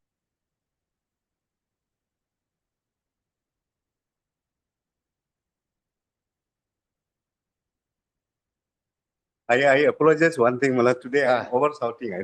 I am over shouting today. My voice is getting loud. Malad. I apologize for that. No issue. Malad, the final, I'll take another 5 to 10 minutes max, and then I'll sum up. AG will take over. Malad, the fourth pillar, page 9 of my written argument, that we remain inconclusive. Malad. The rule against bias, violation of Article 14 and principle of natural justice. That's my fourth limb of my argument. My lord will kindly appreciate here in the section 6, if the chief secretary can also be the election commissioner. The impugn provision under section 6(2), which designates the minister in charge as an appellate authority in certain circumstances, introduces a category of structural bias. That's what I make a submission. That is constitutionally untenable. Even section 6(1), which designates the chief secretary, is not free from the vice of bias, as the chief secretary is the highest civil servant of the state and functions under the direct superintendence of the state cabinet. So because the legal wise in both the provision is, the legal wise of both the provision is captured by principle of nemo judex in quasa sua. No one should be a judge in their own case. How it's applicable? It is applicable because on the disqualification, non-defection. Correct, on the disqualification. Now the State Election Commission, which decides the matter by as a tribunal under quasi-judicial function, is put before the concerned minister. Suppose a sitting minister, sitting minister against his party. If I files a disqualification petition against his own member, so then minister is also a constitutional authority. Yes. That's no dispute. Because that's why they don't come under the definition of public servant, including their lordships. Now, I'm trying to buttress with the real likelihood of bias test as laid down in A.K. Karaipak case, 1969. Para 15, the real question is not whether he was biased. It is difficult to prove the state of mind of a person. Therefore, what we have to see is whether there is reasonable ground for believing that he was likely to have been biased. In deciding the question of a bias, we have to take into consideration human probabilities and ordinary course of human conduct. Why this test formulated in A.K. Karaipak is not whether actual bias can be demonstrated. This is notoriously difficult evidential threshold, The test is whether there exists a reasonable ground for believing that the authority was likely to have been biased. Applying this test, section 6, defection disputes are inherently political contest, Thus, I am coming to the point. A member is disqualified for voting against a party, whip, or for leaving the party. The state government, represented by the minister and served by the chief secretary, belongs to a political party and has a direct stake in which way such disqualification cases are decided. 2, when a member of the ruling party is sought to be disqualified, the minister in charge belonging to the same ruling party served as the appellate authority. The reasonable ground for believing that such a minister was likely to be biased is not just present, it is overwhelming, Similarly, when a member of the opposition is disqualified by the State Election Commission, the state government has every political incentive to affirm that disqualification, and the chief secretary who serves under the cabinet is appellate authority. These two create a systematic structural bias. Example is that this case itself, there was a disqualification petition against the so and so, and the tenure of the Pasighar Municipal Council also has gone. New team has come in. That's how the biasness has been done. The court in AK Karaipak further held that the principle of natural justice applied to administrative and quasi-judicial proceedings alike by permitting a political interested authority to sit in appeal. Section 6 violates the fundamental principle of natural justice and renders the appellate process arbitrary and discriminatory under Article 14 of the Constitution of India. Now here, then I'm quoting this Labor Law Practitioner Association independence as constitutional prerequisite. Para 18 to 20, I have sum up here. The court held that for a body to be independent, it must be structurally free from executive control. Appointing executive officers to perform judicial functions without safeguards applicable to the judiciary creates a legal danger of bias and vitiates the entire adjudicatory process. Now I'm coming to Madras Bar Association that is on structural independence is non-negotiable. Kindly see in this judgment, Constitution of Income Tax Tribunal thing, that's background. Relevant paragraph, just I am quoting it. The Constitution Bench held that transfer of core judicial functions to an executive control body is unconstitutional if such a body does not maintain the level of independence, impartiality, and expertise equivalent to that of the court or tribunal. It is replacing. The court struck down provisions that fail this test. The lesson from Madras Bar Association, is that institutional independence is not a procedural nicety. It is a substantive constitutional requirement. Section 6, by designating executive and political officers as appellate authority over a quasi-judicial body, fails this constitutional test comprehensively. Now, the last limb of my argument, lack of judicial safeguards in summary procedure.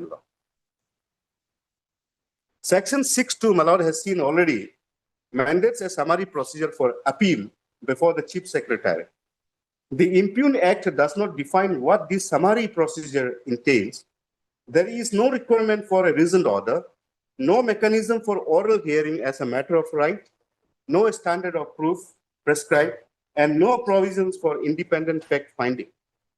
Therefore, the deprivation of right to hold elected office, a civil right protected under the Constitution, through summary administrative process violates Article 21 of the Constitution, which guarantees that no person shall be deprived of life or personal liberty except, according to a procedure established by the law that is fair, just, and reasonable.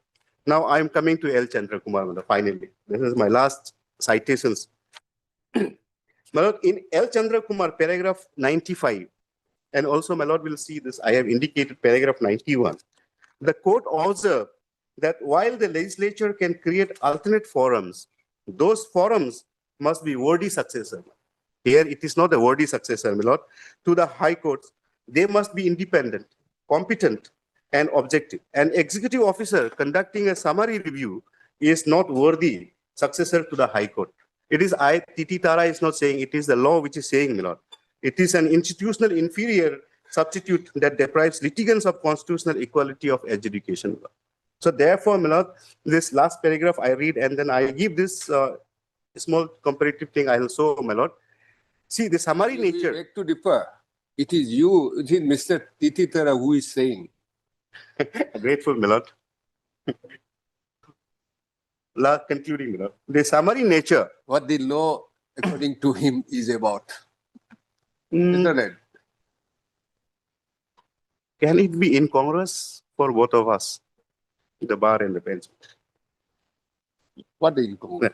The summary, my lord, nature of the procedure under section 6, subsection 2 is doubly problematic for reasons It vests ill-defined discretion in an executive officer to dispose of cases affecting the fundamental democratic right to representation without the discipline, transparency, and legal rigor that courts and proper tribunals bring to adjudication. But kindly see this 9 comparative I have given it.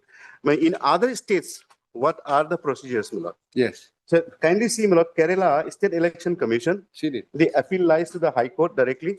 Then West Bengal State Election Commission, Karnataka, Arunachal, it is Chief Secretary, Milord. So therefore, Milord, the last paragraph, of course, I would be reading, Milord. In every major democratic state in India, the State Election Commission's quasi-judicial orders are subject only to the supervision jurisdiction of the High Court. Arunachal Pradesh stands as an anomalous and regressive outlier. There is no rational or administrative necessity for an executive appeal. The sole effect of the Section 6 is to subordinate the independent constitutional body, the State Election Commission, to political executive, the state cabinet, through its nominee, the chief secretary or the minister. The absence of an executive appeal in other states conclusively disproves the state-like defense that such an appeal is administratively necessary or serves a legitimate state interest. It is not, I am making this summation, Lord. What I understood after reading the constitutional law is the submission that I have advanced. I am advancing before their lordships. And then I shall respectfully agree or disagree, but I have to agree, and bound by the law, whatever decides, my lord, I will have to accept the reasoning given by their lordships. I am grateful for the time afforded, my lord. I sum up.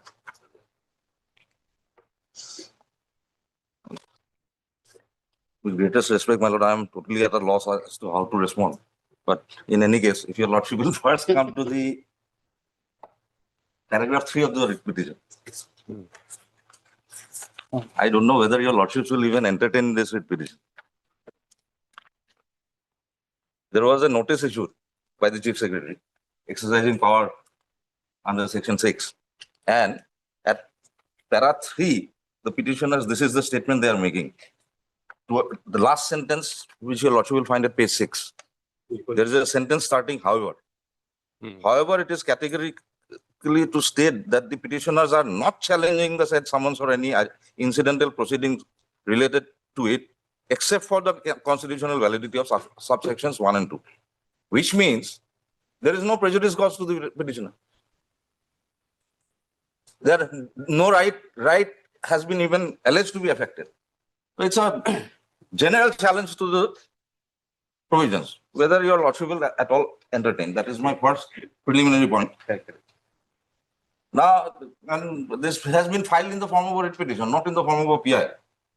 So if no prejudice is caused, no right is affected, whether your lordships will at all entertain. Now, as your lordships are aware,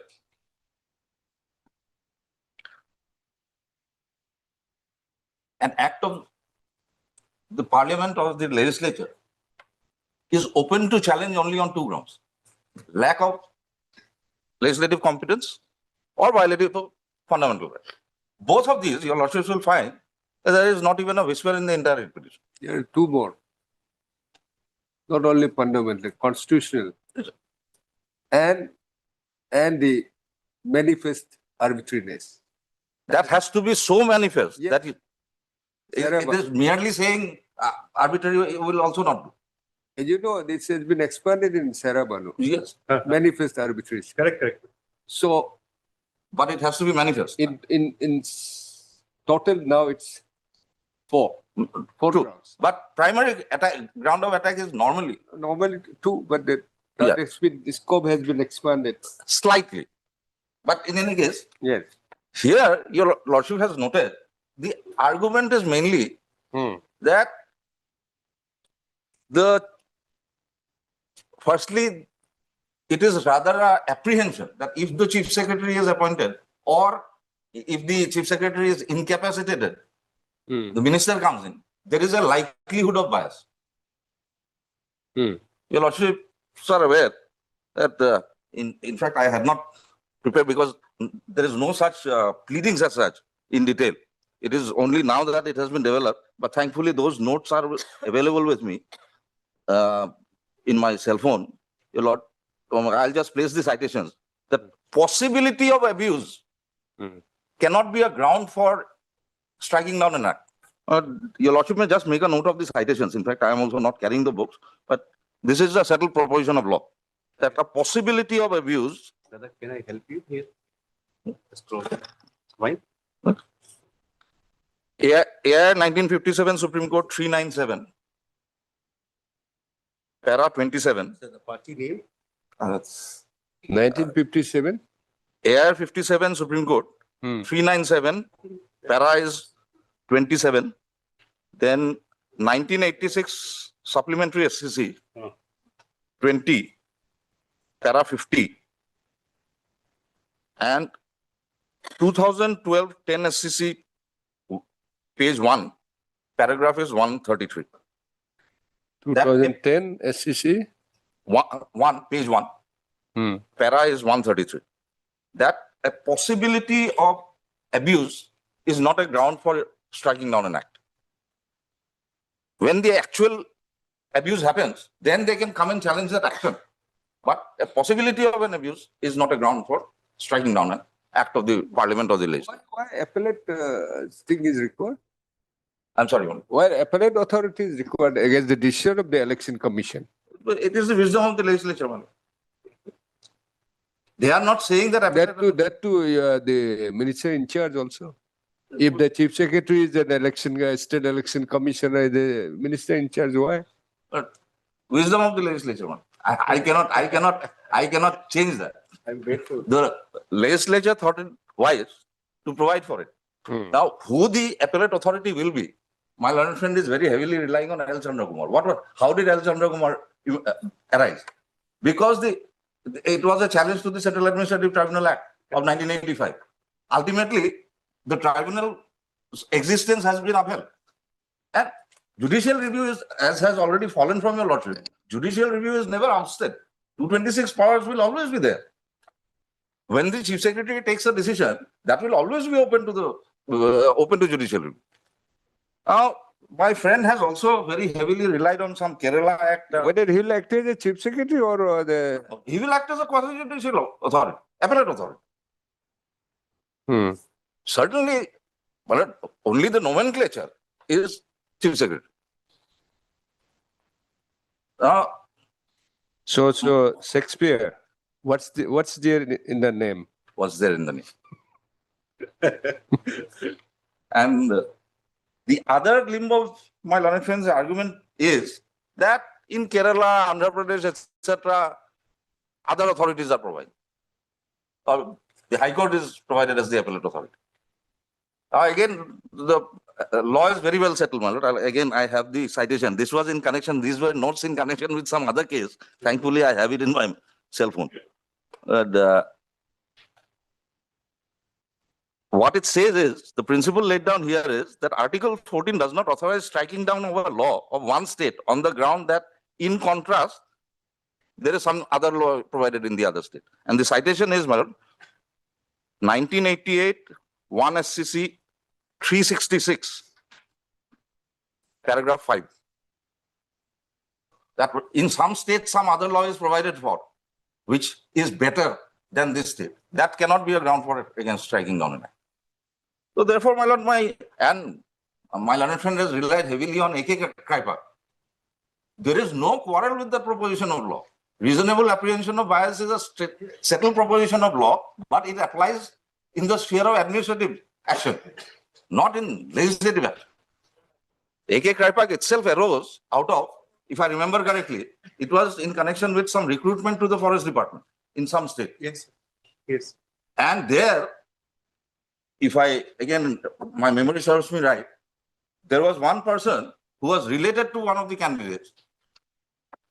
And that is how this issue arose as to his role in the selection process.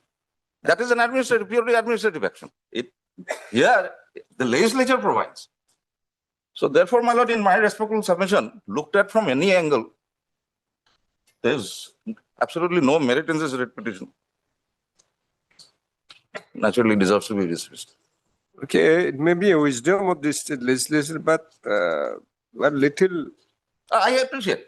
There can be. That is why the Supreme Court, Supreme Court repeatedly says in various judgments that something else might sound better, appear to be better, but that by itself again will not be a ground for striking down an act.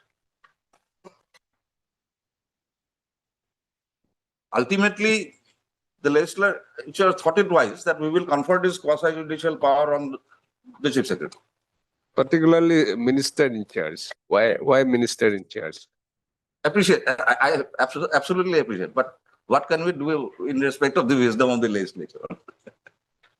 You have to change the wisdom.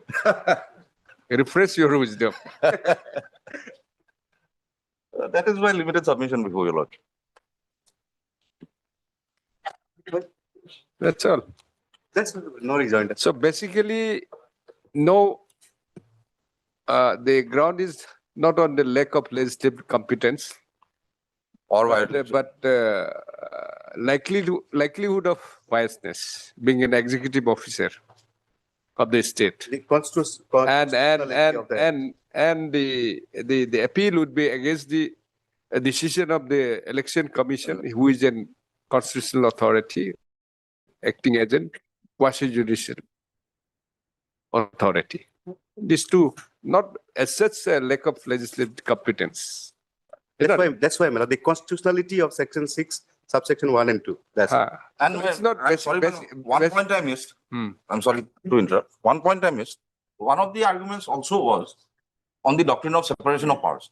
There also, your Lordship is aware, way back in 1957 itself, in that Rai Bahadur, Rai Sahab Kapoor's case.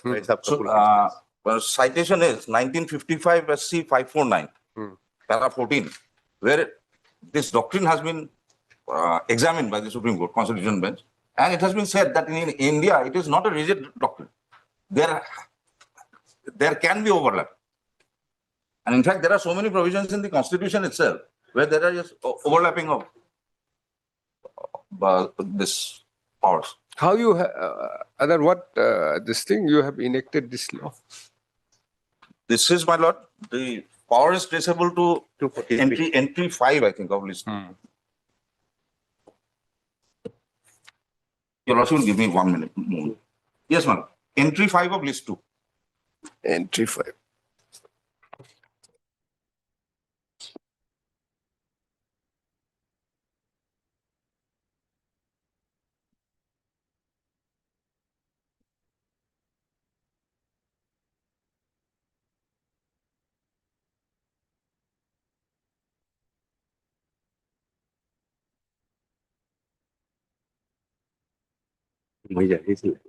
Under this, it has a power.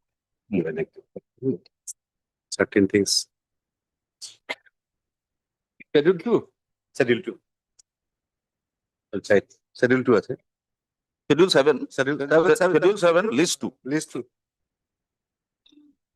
Panchayat comes under concurrent list. State list. It's not panchayat. Local government. Local. 243 ZA. A panchayat, though, it's a deputy commissioner. Yes. Yeah. Yes. Not a still a of course. Okay. Entry? Entry 5, man.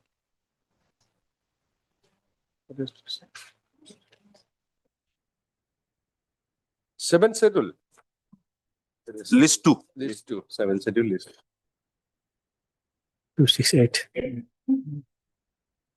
Local government district boards.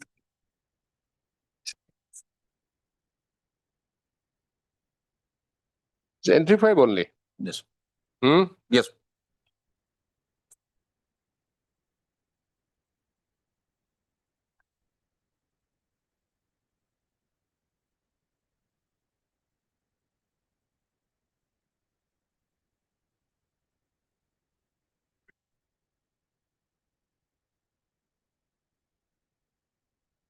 Okay.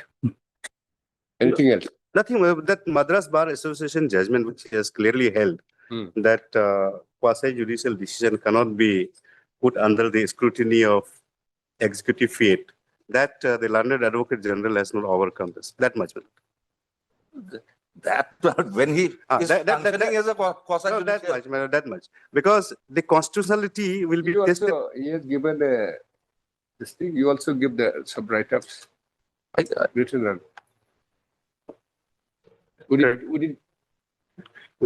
I will say, I'll be going back today. Your Lordship will give me 2 days time. I'll tell. You just submit it to the court. Your junior. Yes, I'll send it across. Heard Mr. Kititara, learned senior counsel assisted by Mr. G. Bam, learned counsel for the petition. And also heard Mr. H.O.D., learned advocate general for the state. Somebody assist. P. Sangeeta. Assisted by P. Sangeeta, learned state counsel for the state response. Judgment, hearing concluded, judgment reserved. We agree. All right. Lordship, on for respondent number 2. Okay. You want to say something? No, Lordship, because they had challenged the constitutional validity. Okay. Okay. You record her name also. Well, is State Election Commission, right? Okay.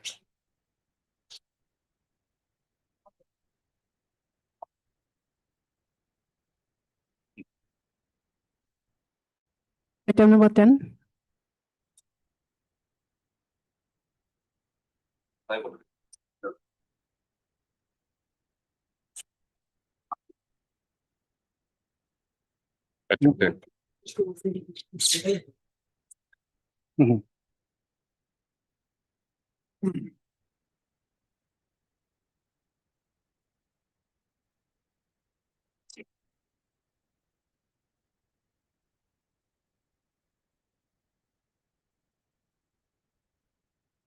Yes. My lord, You filed the affidavit. yes, my lord. Today only, my lord. Today. Yes, my lord. This morning, my lord. So state is not the DHJ is not required. He was present, my lord. He was. No, it's not required to file. My lord, I'm informed that this prosecution sanction has been denied by the Union of India, my lord. Denied. Yes, my lord. Very.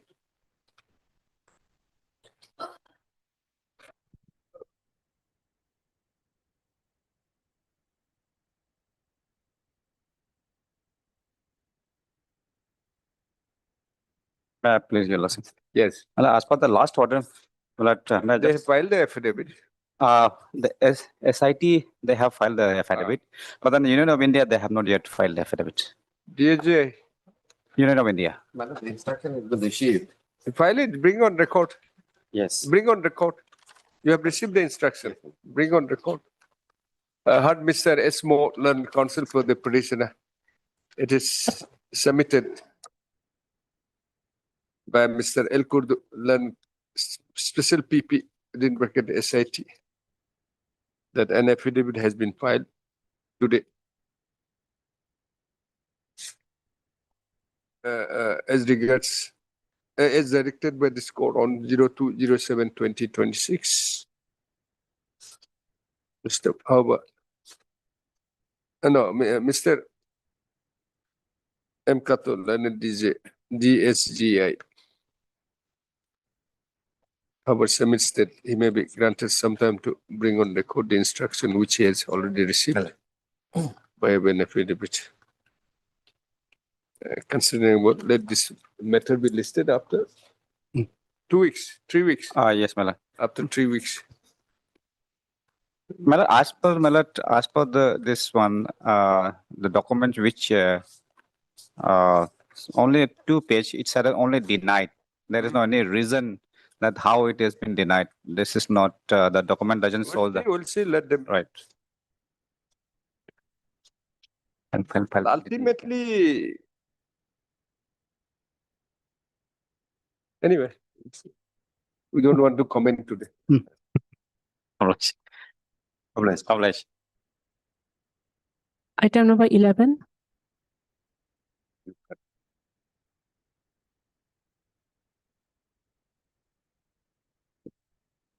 Appellation, my lord. My lord, in this matter, my lord, as per the, my lord's order dated 9/6/2026, after hearing of the certain length of the, my lord, case, the subsequent development took place, my lord.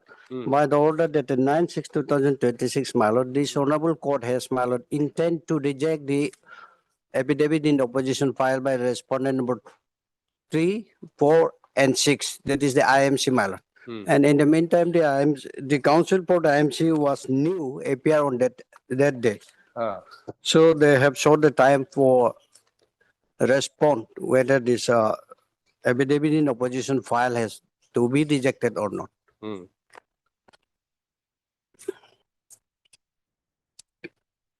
My lord, may kindly see the orders of the last order dated 9/6/2026.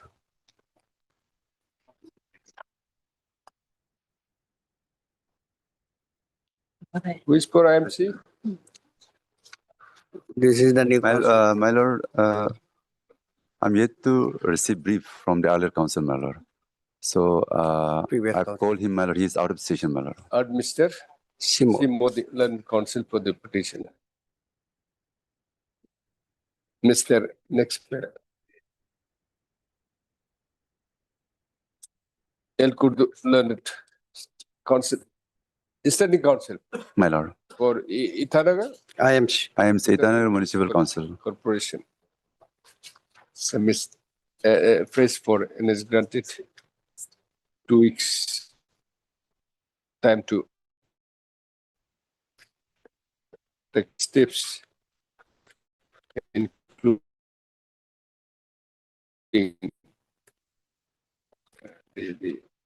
take steps. MS T1 State Council is present. All right. Item number 12.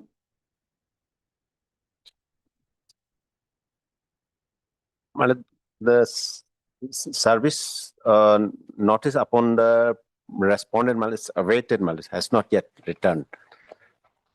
Mr. T. Tagopan, the Standing Council Education Department Board Appellant is present.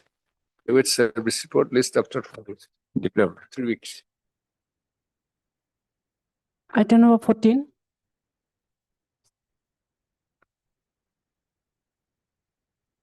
Please, Your Lordships. Your Lordships, in this matter, I am appearing for the petitioner.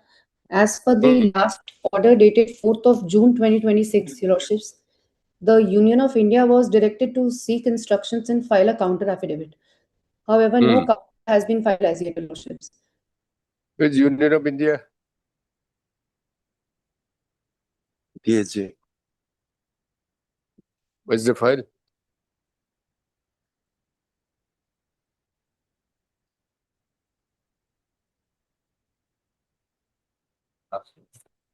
Last one.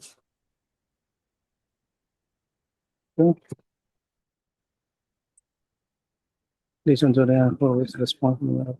The file is advised. May filed.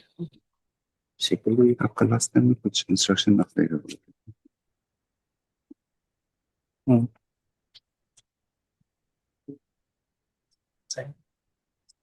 Yes. Why?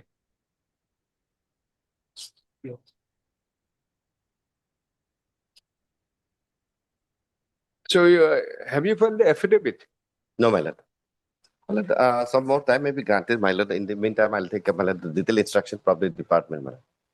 Lordships, if I may request, in my humble submission, Lordships, Your Lordships, Your Lordships, if I may submit, I am just requesting for a shortest date possible, and also, Your Lordships, I may request if the matter can be fixed for final arguments.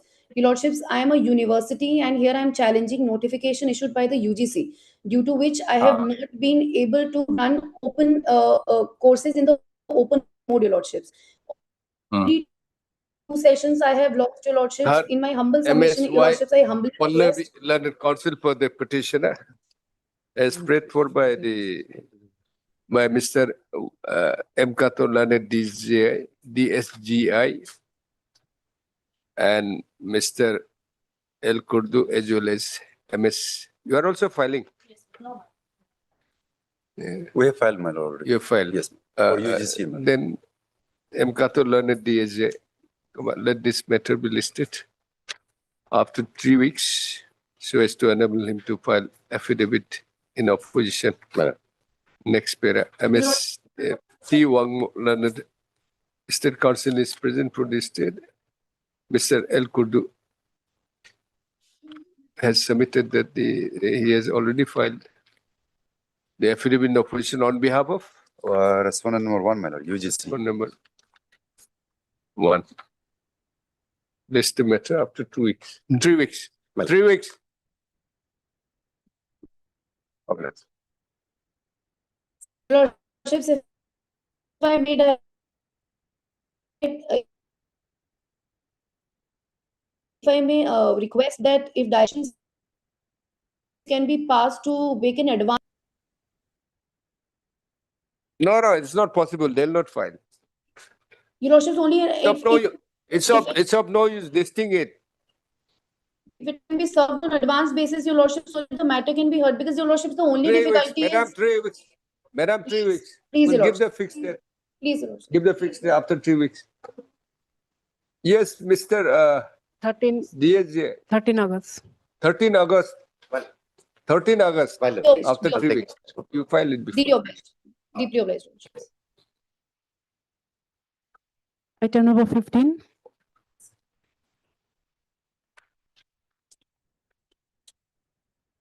Please, my lord. My lord, kindly allow me to take fresh steps, my lord.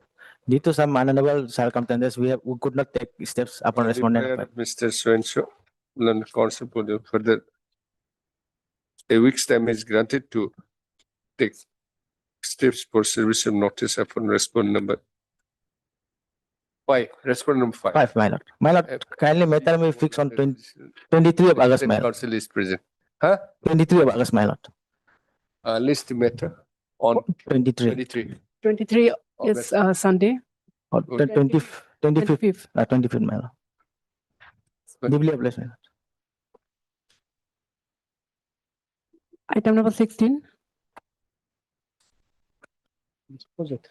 Well, there is delay of 173 days filing the appeal.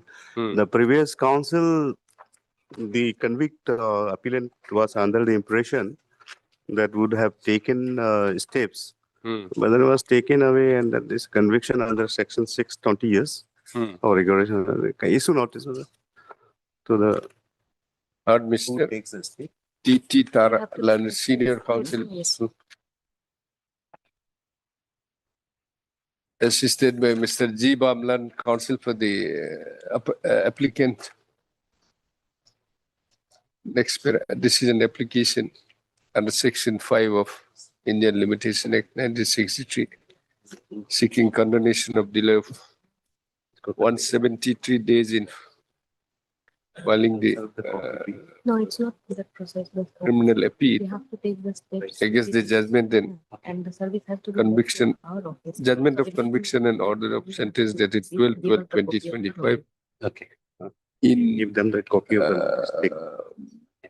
the POCSO case number 17 of 2020 within bracket Z, bracket close. You have to take steps and copy them.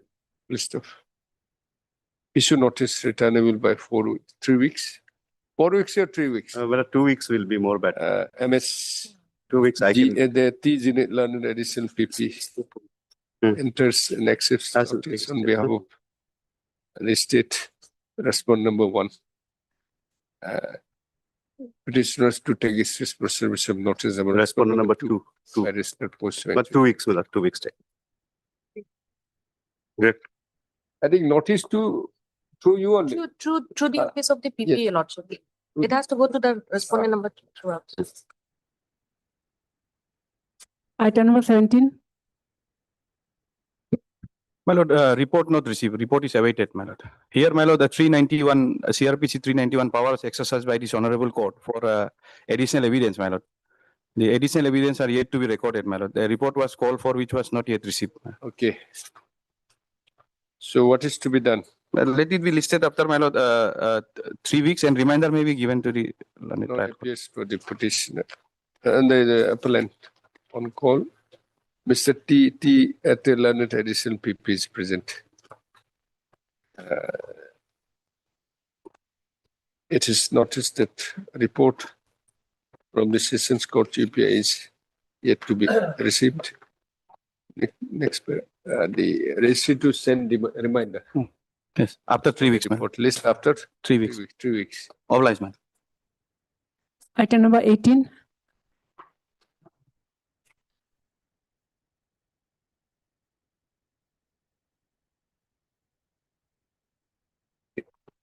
Ready?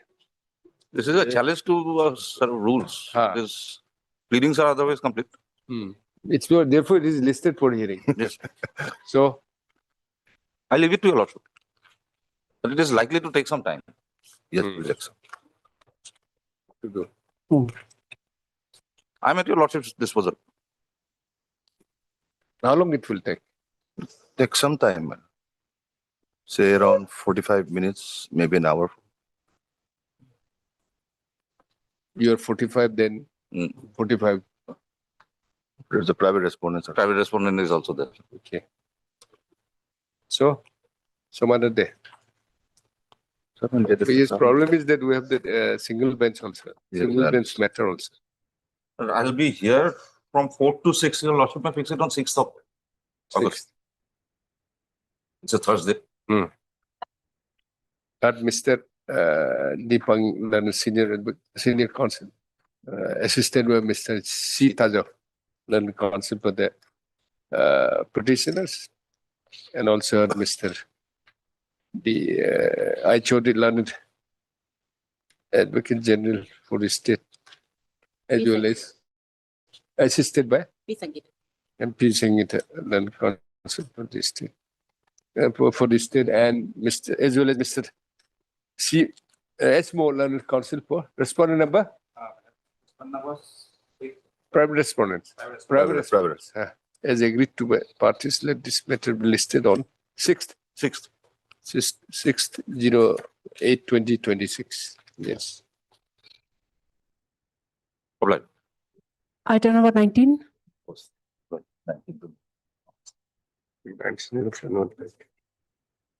Fine. Ready otherwise. Make a papa.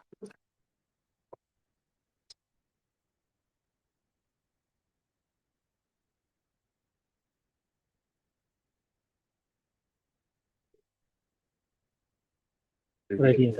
Ready. Oh. Can we? Can you finish? Can you finish it? I have no idea. Sorry, my lord. How long it will take? All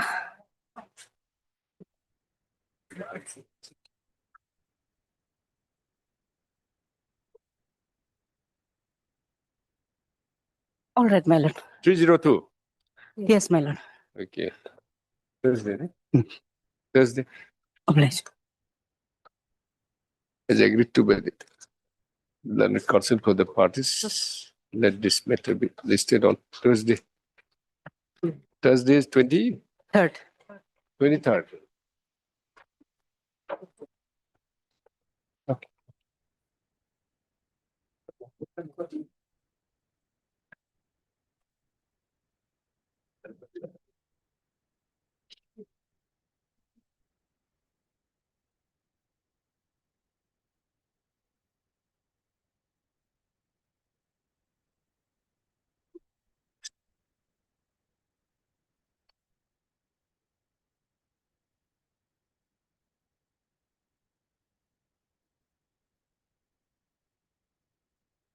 Lordship, I would like to mention item number 10.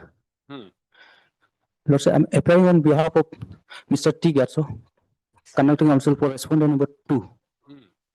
Lordship, we need time to file affidavit in opposition. Which for the petitioner? Uh, Which for the petitioner? We have taken the consent from the petitioner. Okay. On the prayer of Mr. D. Tali. D. Tali. Talik. Tali. T-A-L-L-Y. Yes. The learned counsel appearing on behalf of Mr.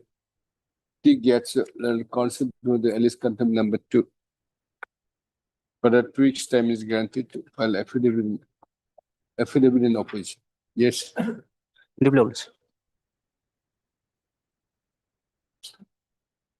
Yeah, Your Lordship. Hmm. Your Lordship, I beg to mention item number 6. With the consent of the other party, I am appearing on behalf of Mr. M. Kato. Because of personal difficulties, counsel was not able to prepare for the case. Your Lordship, I pray that 2 weeks time may be given. On the prayer of Mr. Imeto, Your Lordship. Learned counsel appearing on behalf of Mr. M. Kato, learned counsel for the this matter after 3 weeks. Okay. Much obliged.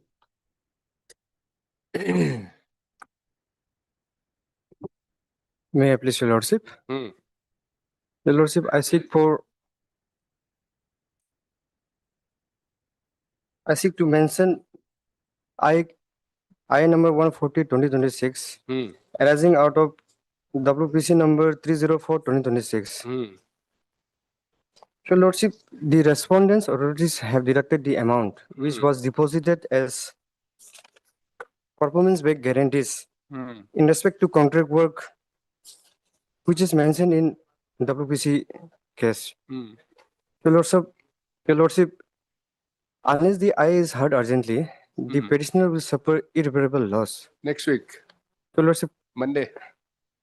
on this Monday. 23rd, Your Lordship. Monday. Much obliged, Your Lordship. Give the date. Put your date. Mention memo. You have the mention memo. Oh, sorry. I apologize, Your Lordship. Monday. Yes, next. Okay. I beg to mention item number 11. Your Lordship. I need 2 more days to serve extra copies to the private respondent. 2 more days to serve extra copies to the respondent, private respondent 4 and 5. Lordship, I'm for the respondent side. Private respondent. Yes. On the prayer of Mr. M. Tasso, learned counsel for the petition, list this matter after 2 weeks. Lordship, they're supposed to serve the copy. Mr. Tasso to furnish extra copies to learn counsel for the private respondent. Yes. 4 and 5. 4 and 5. You are 4 and 5. 4 and 5. Learn counsel MSD relieve for respondent number 4 and 5. Okay.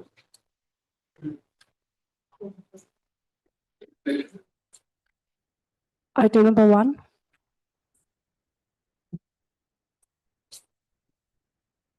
May it please the Lordship. This is the case of Well, issue notice, nothing else. Lordship. Where's the impugn order? 22/4/2026, my Lord. Where it is? It is on page 48, man. 48. Yes. Mr. Dr. B.N. Gogoi learned counsel for the petitioner. Next para. Sorry. 58. Huh? Termination orders 58. 58? Yes, 58. Last order, Annex 10, my Lord. 58.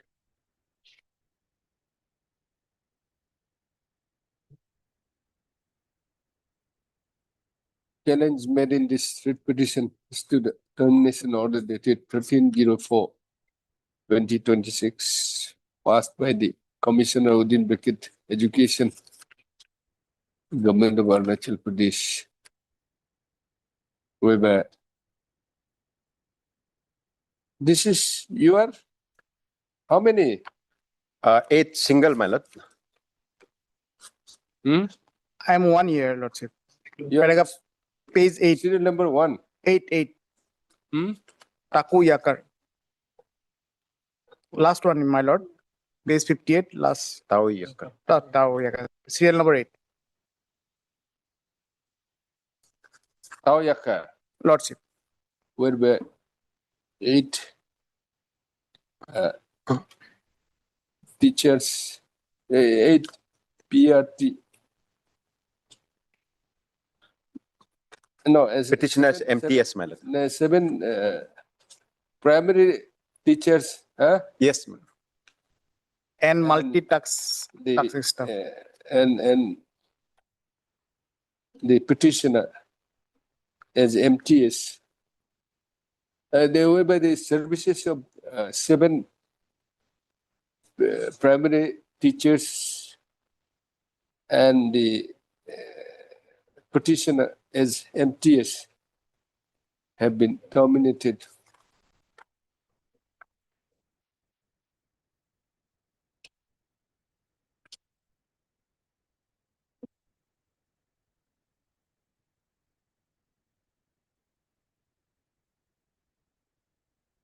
On the ground that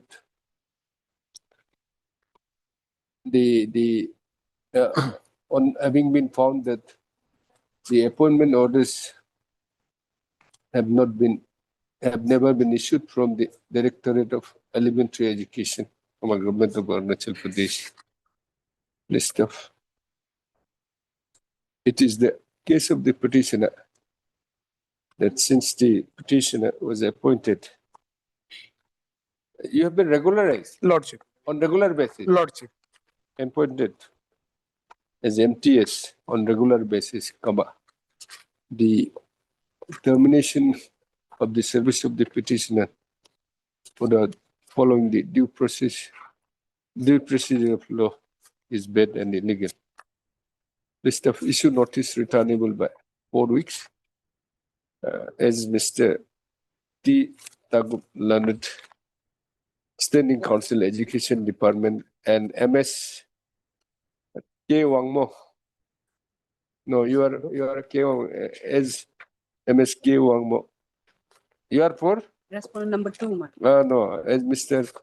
T. Tagup Learned, Standing Council Education Department, and MS K. Wangmo Learned, Standing Council enters appearance and accepts notice on behalf of all the respondents. No formal notice need be served. However, extra copies be served. My lord, only one clarification, my lord. This pertains to Directorate of Elementary Education, but Director of Elementary Education has not been met as part. It's necessary party, my lord. I will implement it. Item number 2 and 3, Lordship, are same. The same notification, termination order. It is serial number, one is on 5 and another was serial number 2. Same, Lordship. The PRT. But they are PRT. They are PRTs. Lordship. Okay, understood. Huh? Deeply. I'm deeply obliged, Lordship. Item number 4.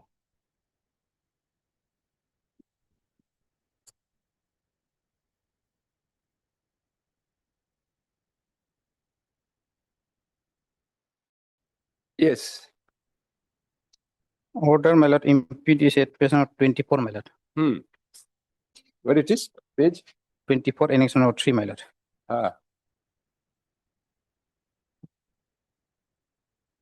May I read this, man?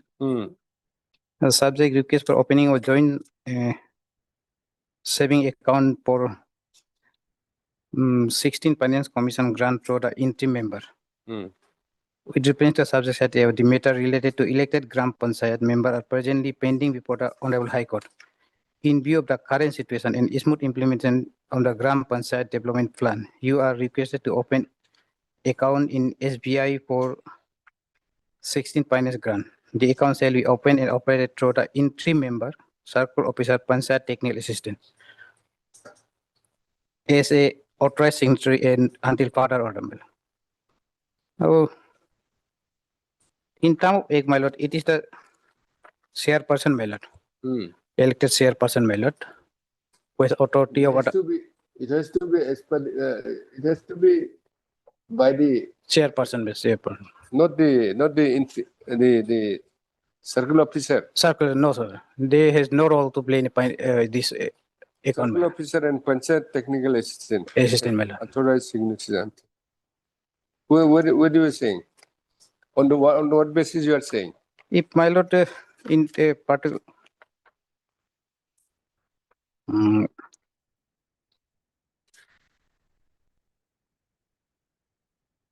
The account should be in the name of chairperson. What did 17, my lord. Page? It is section 7. Sorry, my lord. This is under in terms of Panchayat Act, Arunachal Pradesh Panchayati Raj Act 1970. 17 same, my lord. Section 17. The chairperson, my lord. 7. It is 17. 17(1) subsection 1D, my lord. It say have the general responsibility of finance and executive administrative of the Panchayat, Gram Panchayat, my lord.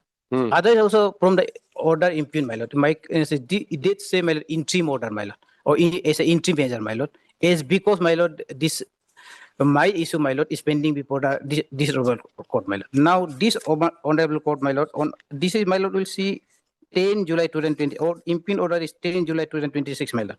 Now, my issue is before division bench of this honorable court, my lord. This honorable court, please to pass order, my lord, at page number, annexation number 2, my lord. This is page number 21, my lord. Page number 2, operating part, my lord. Oh, sorry, my lord. Page number 22, my lord. Last para, my lord.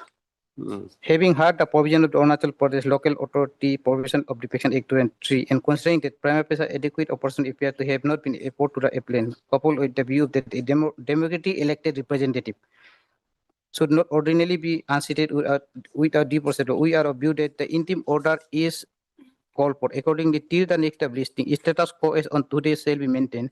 It is clarified that if applicant is functioned as a order, a Gram Panchayat is on that, he shall be permitted to continue to do so on until next order.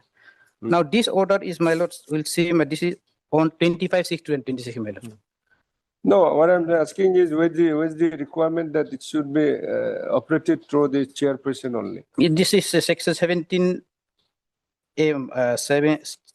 Power of chairperson is defined in 17A, my lord. 70, section 17, my lord. It say the chairperson shall. D say, my lord, have the general responsibility of the financial and executive administrative of the Gram Panchayat, my lord. Financial and executive. Now, this is the act, my lord, law, my lord.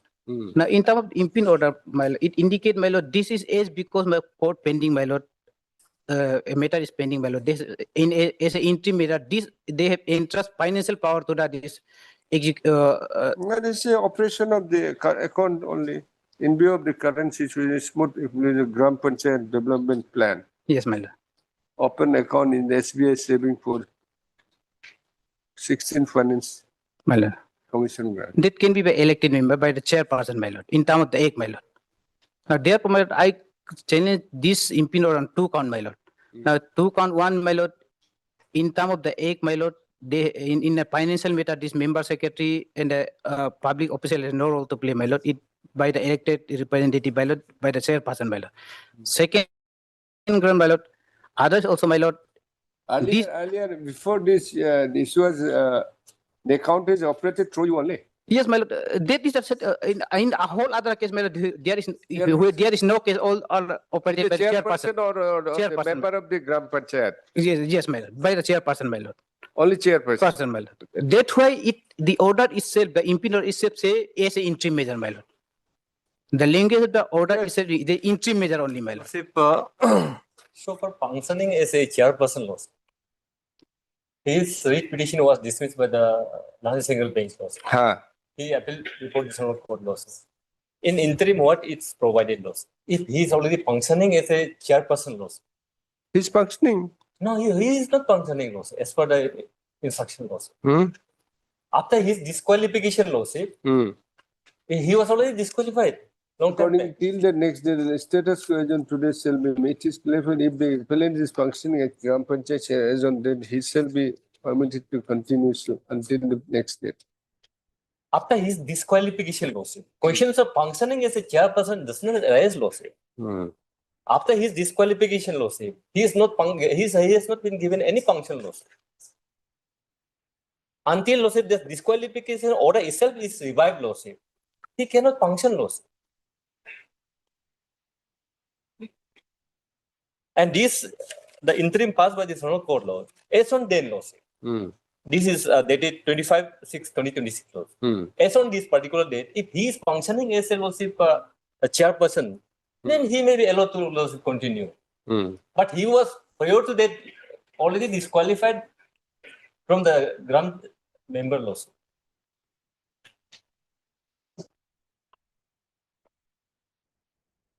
Who then is functioning as chairperson? In absence of chairperson lordship. Since the matter is sub judice lordship. In case of any member, it is not their lordship. Then the member secretary has to take lordship. Where is the provision? Financial power, member secretary has the power. The functioning lordship has to be taken care by the member secretary lordship. See, we have made it, and the privacy educated opportunity have not been afforded coupled the view that the mechanism should not be excluded considered without due process aware of the view that entry order is called for.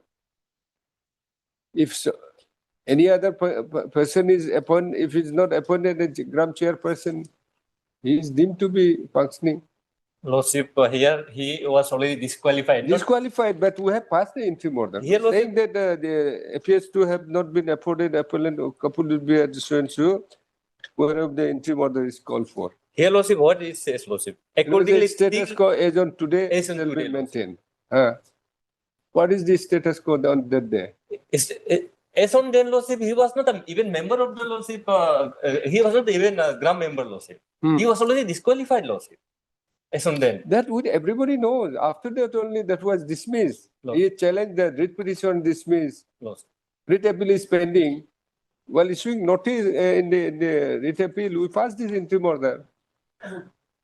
Lordship, by the because that day they said no, it has not been filled up. Seat has not been filled up. You cannot say that this disqualification of ground that he is not functioning. Disqualification or put to challenge.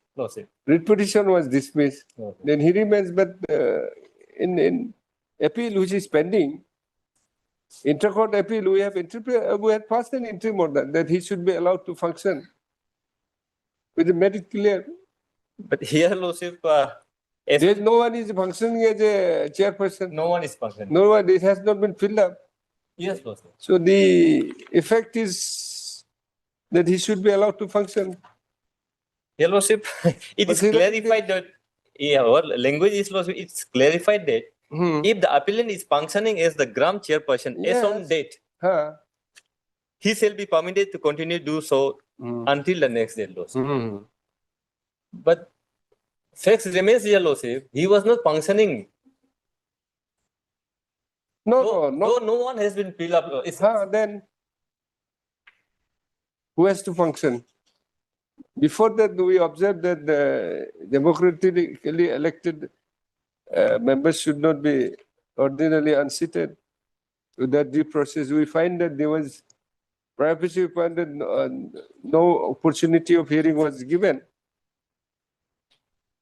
Adequate opportunity was not given.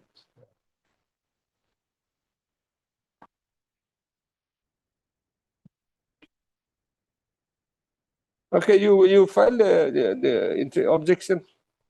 Yes. I'm bringing interim order, my lord. Others, if my lord, see, my lord, this order is after the status quo order, my lord. Even if argument is accepted, my lord. This order, prima facie, parsi, my lord, violate the interim order, this honorable court, my lord. Interim order, status quo, interim order, my lord. It's in, or this honorable court pass interim or status quo, my lord. Now, this order was passed on 25/6, my lord. Now, this impugn order is of 10 July 2026, my lord. Now that's saying the whole status quo order also, my lord. Therefore, parsi, my lord, my humble submission, this is illegal, my lord. And Mr. El Permelan, counsel for the petitioner.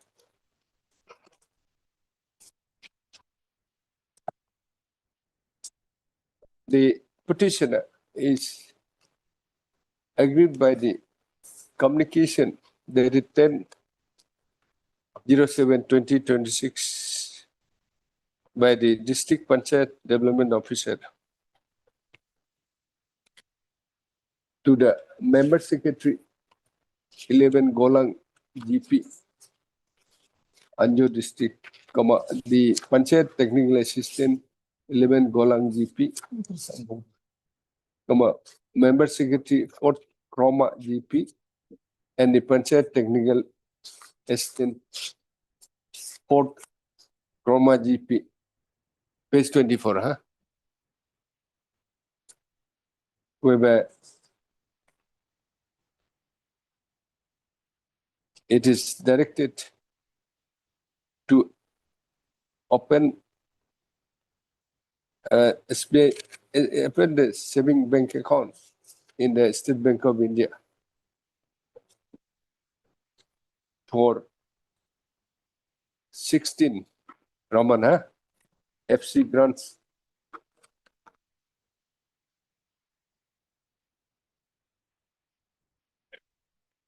through the interim member, circle officer and Panchayat technical assistant as authorized signatories until further order. List of next para. It is the case of the petitioner that he or she, my lord, he is an elected chairperson, my Gram chairperson of what? lord. Por Kora GP, my lord. Huh? Koromna GP, my lord. For Kromna GP, in the Anjo district.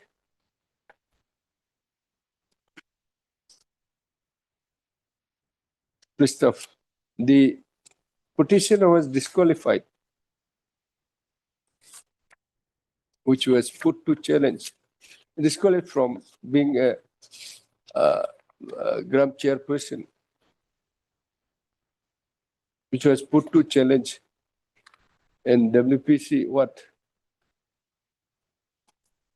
WPC 48 of 2026.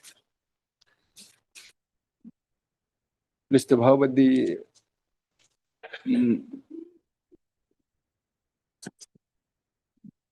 WPC 88 laws. the writ petition was dismissed, against which the petitioner has put to challenge in the intra-court appeal.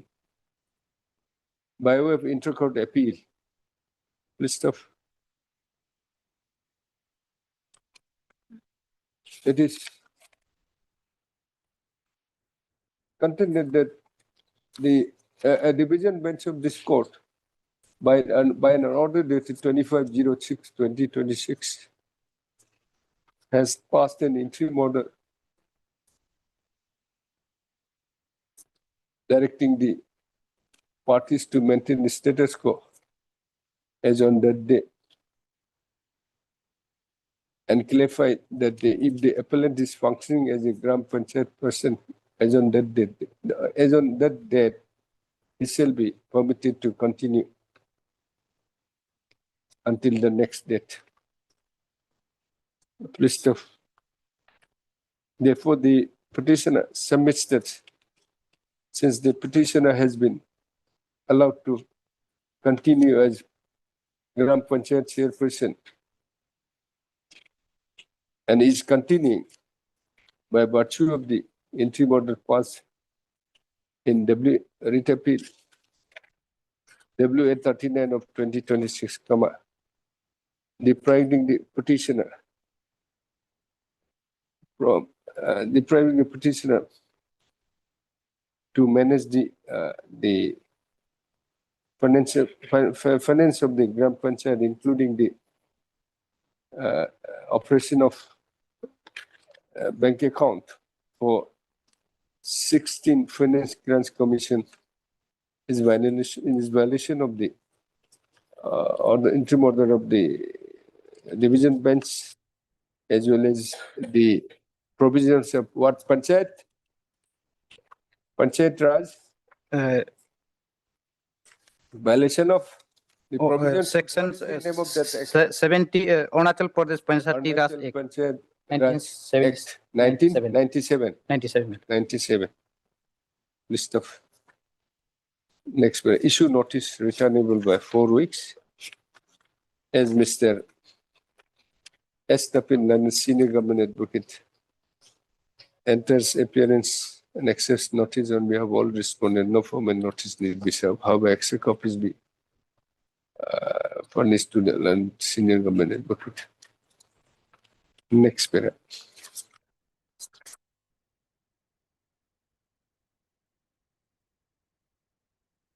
having considered that the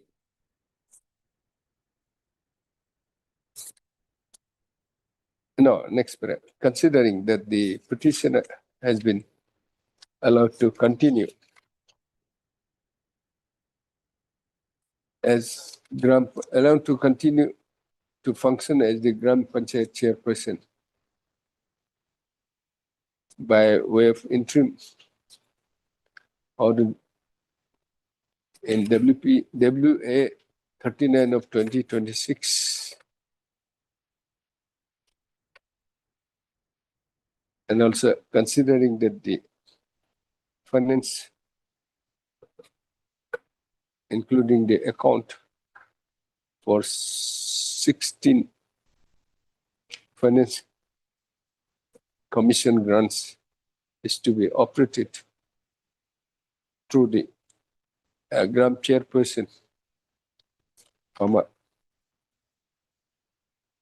in the interim, it is provided that the in the interim, the communication dated 10/0 impute communication dated 10/07/2026 passed by the District Panchayat Development Officer, Anjo District, Hawaii, shall not be given effect to. In other words, the petitioner shall be allowed to function as Gram Panchayat chairperson with all administrative and financial functions till the next date, till the returnable date. High level. If any difficulty, you come up with modification. Yes, sir. Item number 5. May I please? Yes. My lord, petitioner herein is serving as district library information officers. So he is being issue notice. You are yes, challenging in seniority list. seniority list. Okay, where is the seniority list? Seniority list is at page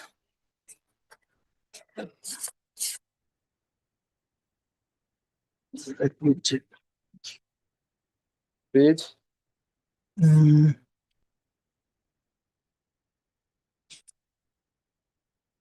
Where it is? Just page 38 to 42. 38. Yes.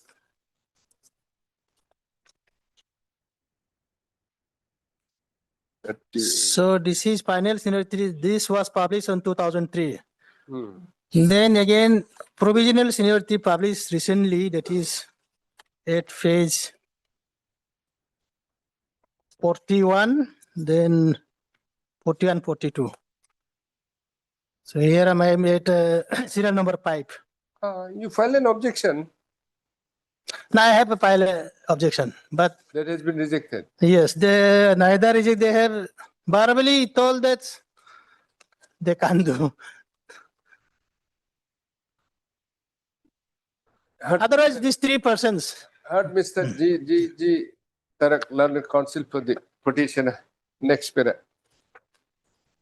Challenge made in this writ petition is to the provisional seniority list of district library and information officer of public libraries. Yes. Government of Arunachal Pradesh, whereby the petitioner is placed as serial number 5 below the respondent number. 3 of them, 4 of them. 3, 4, and 5. Respondent number name below the place the serial number 5 below the below Srimati. Ing Ratan, Joram Taga, and Kaling Borang. That 3. DL and IO, Sri Joram Taga, DL and IO, Sri Kaling Borang, DL and IO.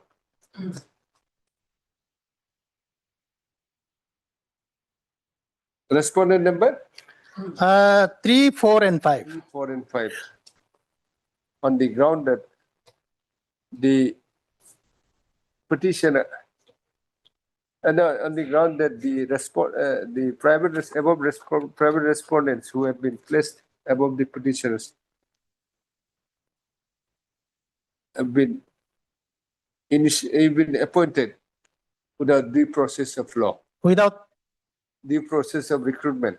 no, in violation of due process of law. No, appointed beholds the rules. The order, they List of. It is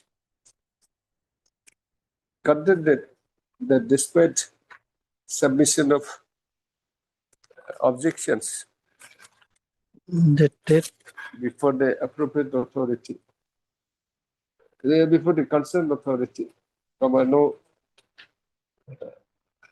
action has been, no consideration has been made on the said objection, on the objection of the petition. List of issue notice returnable by 4 weeks. As Mr. Estapin, senior government advocate, enters appearance except notice on behalf of respondent 1, 2. 1 and 2. 1 and 2. No comment notice need be sent. No need, no need.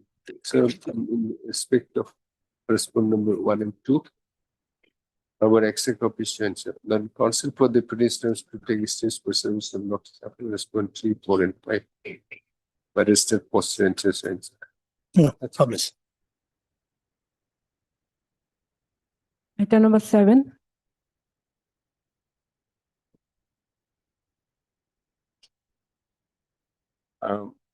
My lord, this matter, my lord, is pertains to the Director of Higher and Technical Education. And Mr. Jamo, Tagum Jamo is the authorized counsel to appear on behalf of Director of Technical Education, my lord. So his name is not there, my lord. And may I pray, my lord, the registry may no be affidavit has been filed. Yes, Your Honor. What is the issue here? Not especially, this is regarding the PWD, reservation of the PWD. Okay. There should be 4%. Who has to decide? Who is the main respondent? Government is Government. Government means whom? department. Okay. Or Mr. M. Kato, learned counsel, G. Kato, learned counsel for the petitioner. It is submitted by Mr. T. Tagum, learned education, learned standing counsel, education department, that Mr. T. Jamo. Yes.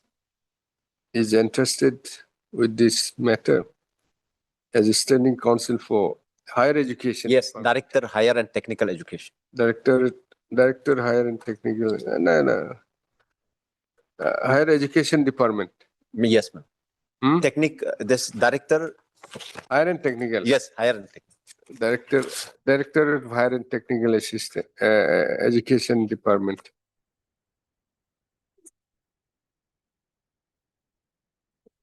Whose name is not reflected in the cause list. Therefore, press that matter may be listed after 2 weeks. 3 weeks.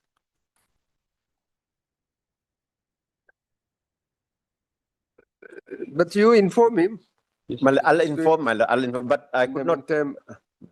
He would inform the Mr. Jamo, standing counsel for Higher and Technical Education Department.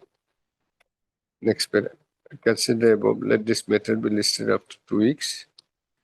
3 weeks, registered to reflect the name of Mr. T. Jamo, standing counsel, Higher and Technical Education Department. Next paragraph. Mr. Estapindan, senior government advocate, is present. In the meantime, the parties, respondents may file their respective affidavits. In the meantime. R1 is already filed. I'm for respondent number 1. Okay. Then in that case, an affidavit, an affidavit in opposition on behalf of the Higher and Technical Education Department may be filed in the meantime. Deeply obliged. Item number 8. Please, Your Lordship.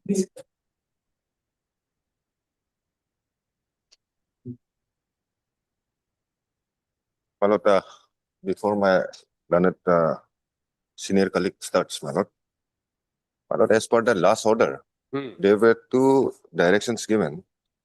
First direction was that Secretary Industries was directed to conduct and convene a meeting amongst the Commissioner Home, the Deputy Commissioner Isyang and SP Isyang, and the Member Secretary of the Pollution Control Board.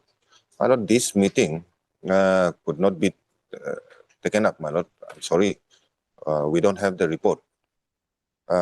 And the second direction was that the Deputy Commissioner Isyang was directed to place on record the lawful demands by the protesters. My lord, we have been given in a seal cover the demands. We could not file it in the form of an affidavit. Otherwise, it's only the demands which are placed by the deputy protesters. So I'll pray for some more time to convene the meeting. Outcome As for of the meeting held by the state authorities shall be placed before this court in seal cover on 20th. Yes. Seal coverage of what? For the meeting, my lord. For the meeting has to be convened. You are supposed to place the outcome of the meeting on. Yes, in the seal cover. Meeting. No, my lord. The meeting could not be conducted, my lord.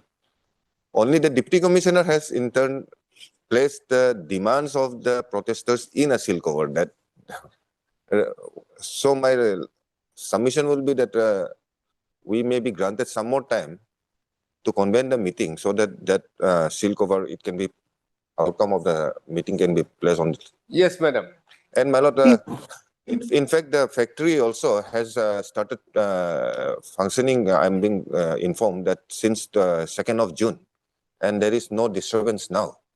So, Please, Your Lordship. at least one more. Yes. My Lords, I do not oppose the request. Let the same be done, Your Lordships. We are operating. There appears to be some miscommunication. Yes. Please, With my lords. the deputy commissioner. Okay, Please, we'll. How many? At least 4 weeks time, my lord. 4 weeks. Okay, heard Mr. Ms. G. Rotland, counsel for the petitioner. Yes, you are for? He is with. Your Lordship, he is appearing with me, my Lords. Oh, my apologies, Your Lordship. I did not realize Your Lordship was addressing me. Okay, Yes. okay, okay. I'll be along with Mr. Authorised. Next minute. Mr. N. Ratan London, Additional Advocate General, submits that in terms of the outcome of the meeting that was supposed to be outcome of meeting held by the state authorities is supposed to be placed before this court in the seal cover. Mr. Harbour, the seal cover contains the demands of what? The protesters. Demands the seal cover received by him From the seal cover received from the Deputy Commissioner Isyang District. Yes. Isyang District, Pasigat, contains only the demands of the protesters. List of. Therefore, he submits that 4 weeks time may be granted to convene a meeting. Convene a meeting as directed by this court on On 8/6/26. 8/6/2026. Mr. Considering that there appears to be a miscommunication with the Deputy Commissioner Isyang District, Pasigat, and also the meeting is yet to be convened, and as agreed to by Land Council for the petitioner. let this matter be listed after 4 weeks.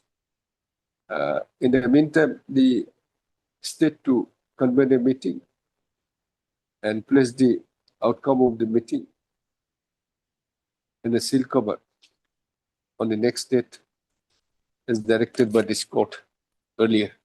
My lord, List on.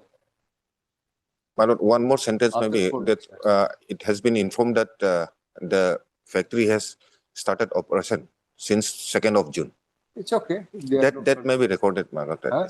That may be recorded. That shows our compliance. Then before that, it is also informed by the learned additional advocate general that the factory has started operation since June.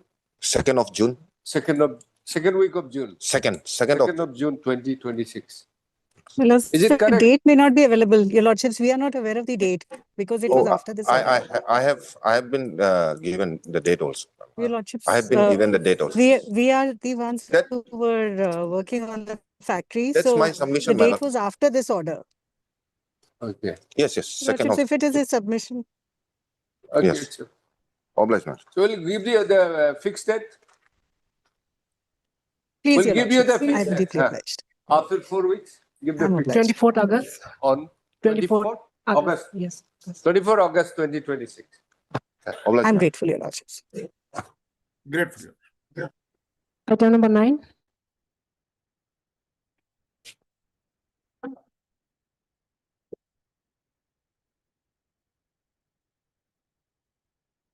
What is this? The bail application, my lord, earlier this court has rejected the bail. Now this is as per the notification 27, my lord, this case has been placed before your lordship. On earlier occasion, they have taken adjournment, my lord, and no record, nothing has been called for, my lord. They have not appeared today, my lord. Yes, reflect also. Yes, let them appear, my lord. Non appears for the petition on call. List the matter after a week, my lord. After a week. Okay, ma'am. Obliged, my lord. Why they are doing like this? Yes, my lord. Item number 12.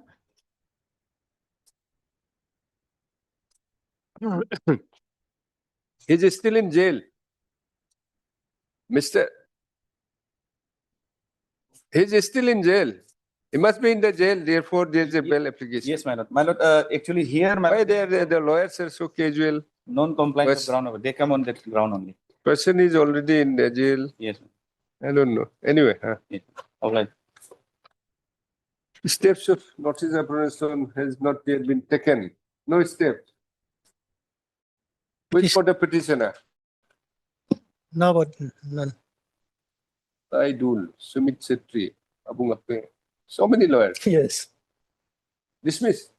This means I think a similar method, they have already one petition they have withdrawn. On the same ground they have approached. Non appears for the petitioner on call. It is also, it is noticed that no steps has also been taken for service of notice upon respondents by the petitioner. Next paragraph. Considering above, it appears that the petitioner is no longer interested to pursue this matter. Accordingly, a writ petition stands dismissed for non-prosecution. Next paragraph. Mr. No, you first land non-appearance. However, Mr. Jeter Land, Standing Counsel RWD. Yes. And MSP Pangola Standing Counsel are present for the response. Huh? That's all.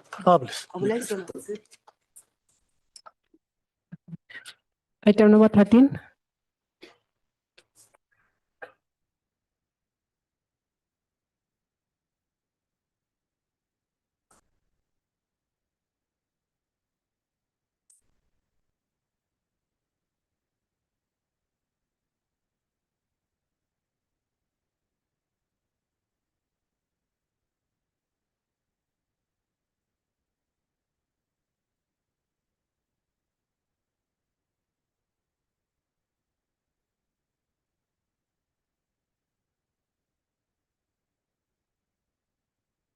The case for the petition on call steps object note dated 20/07/2026 reflects that no steps have been taken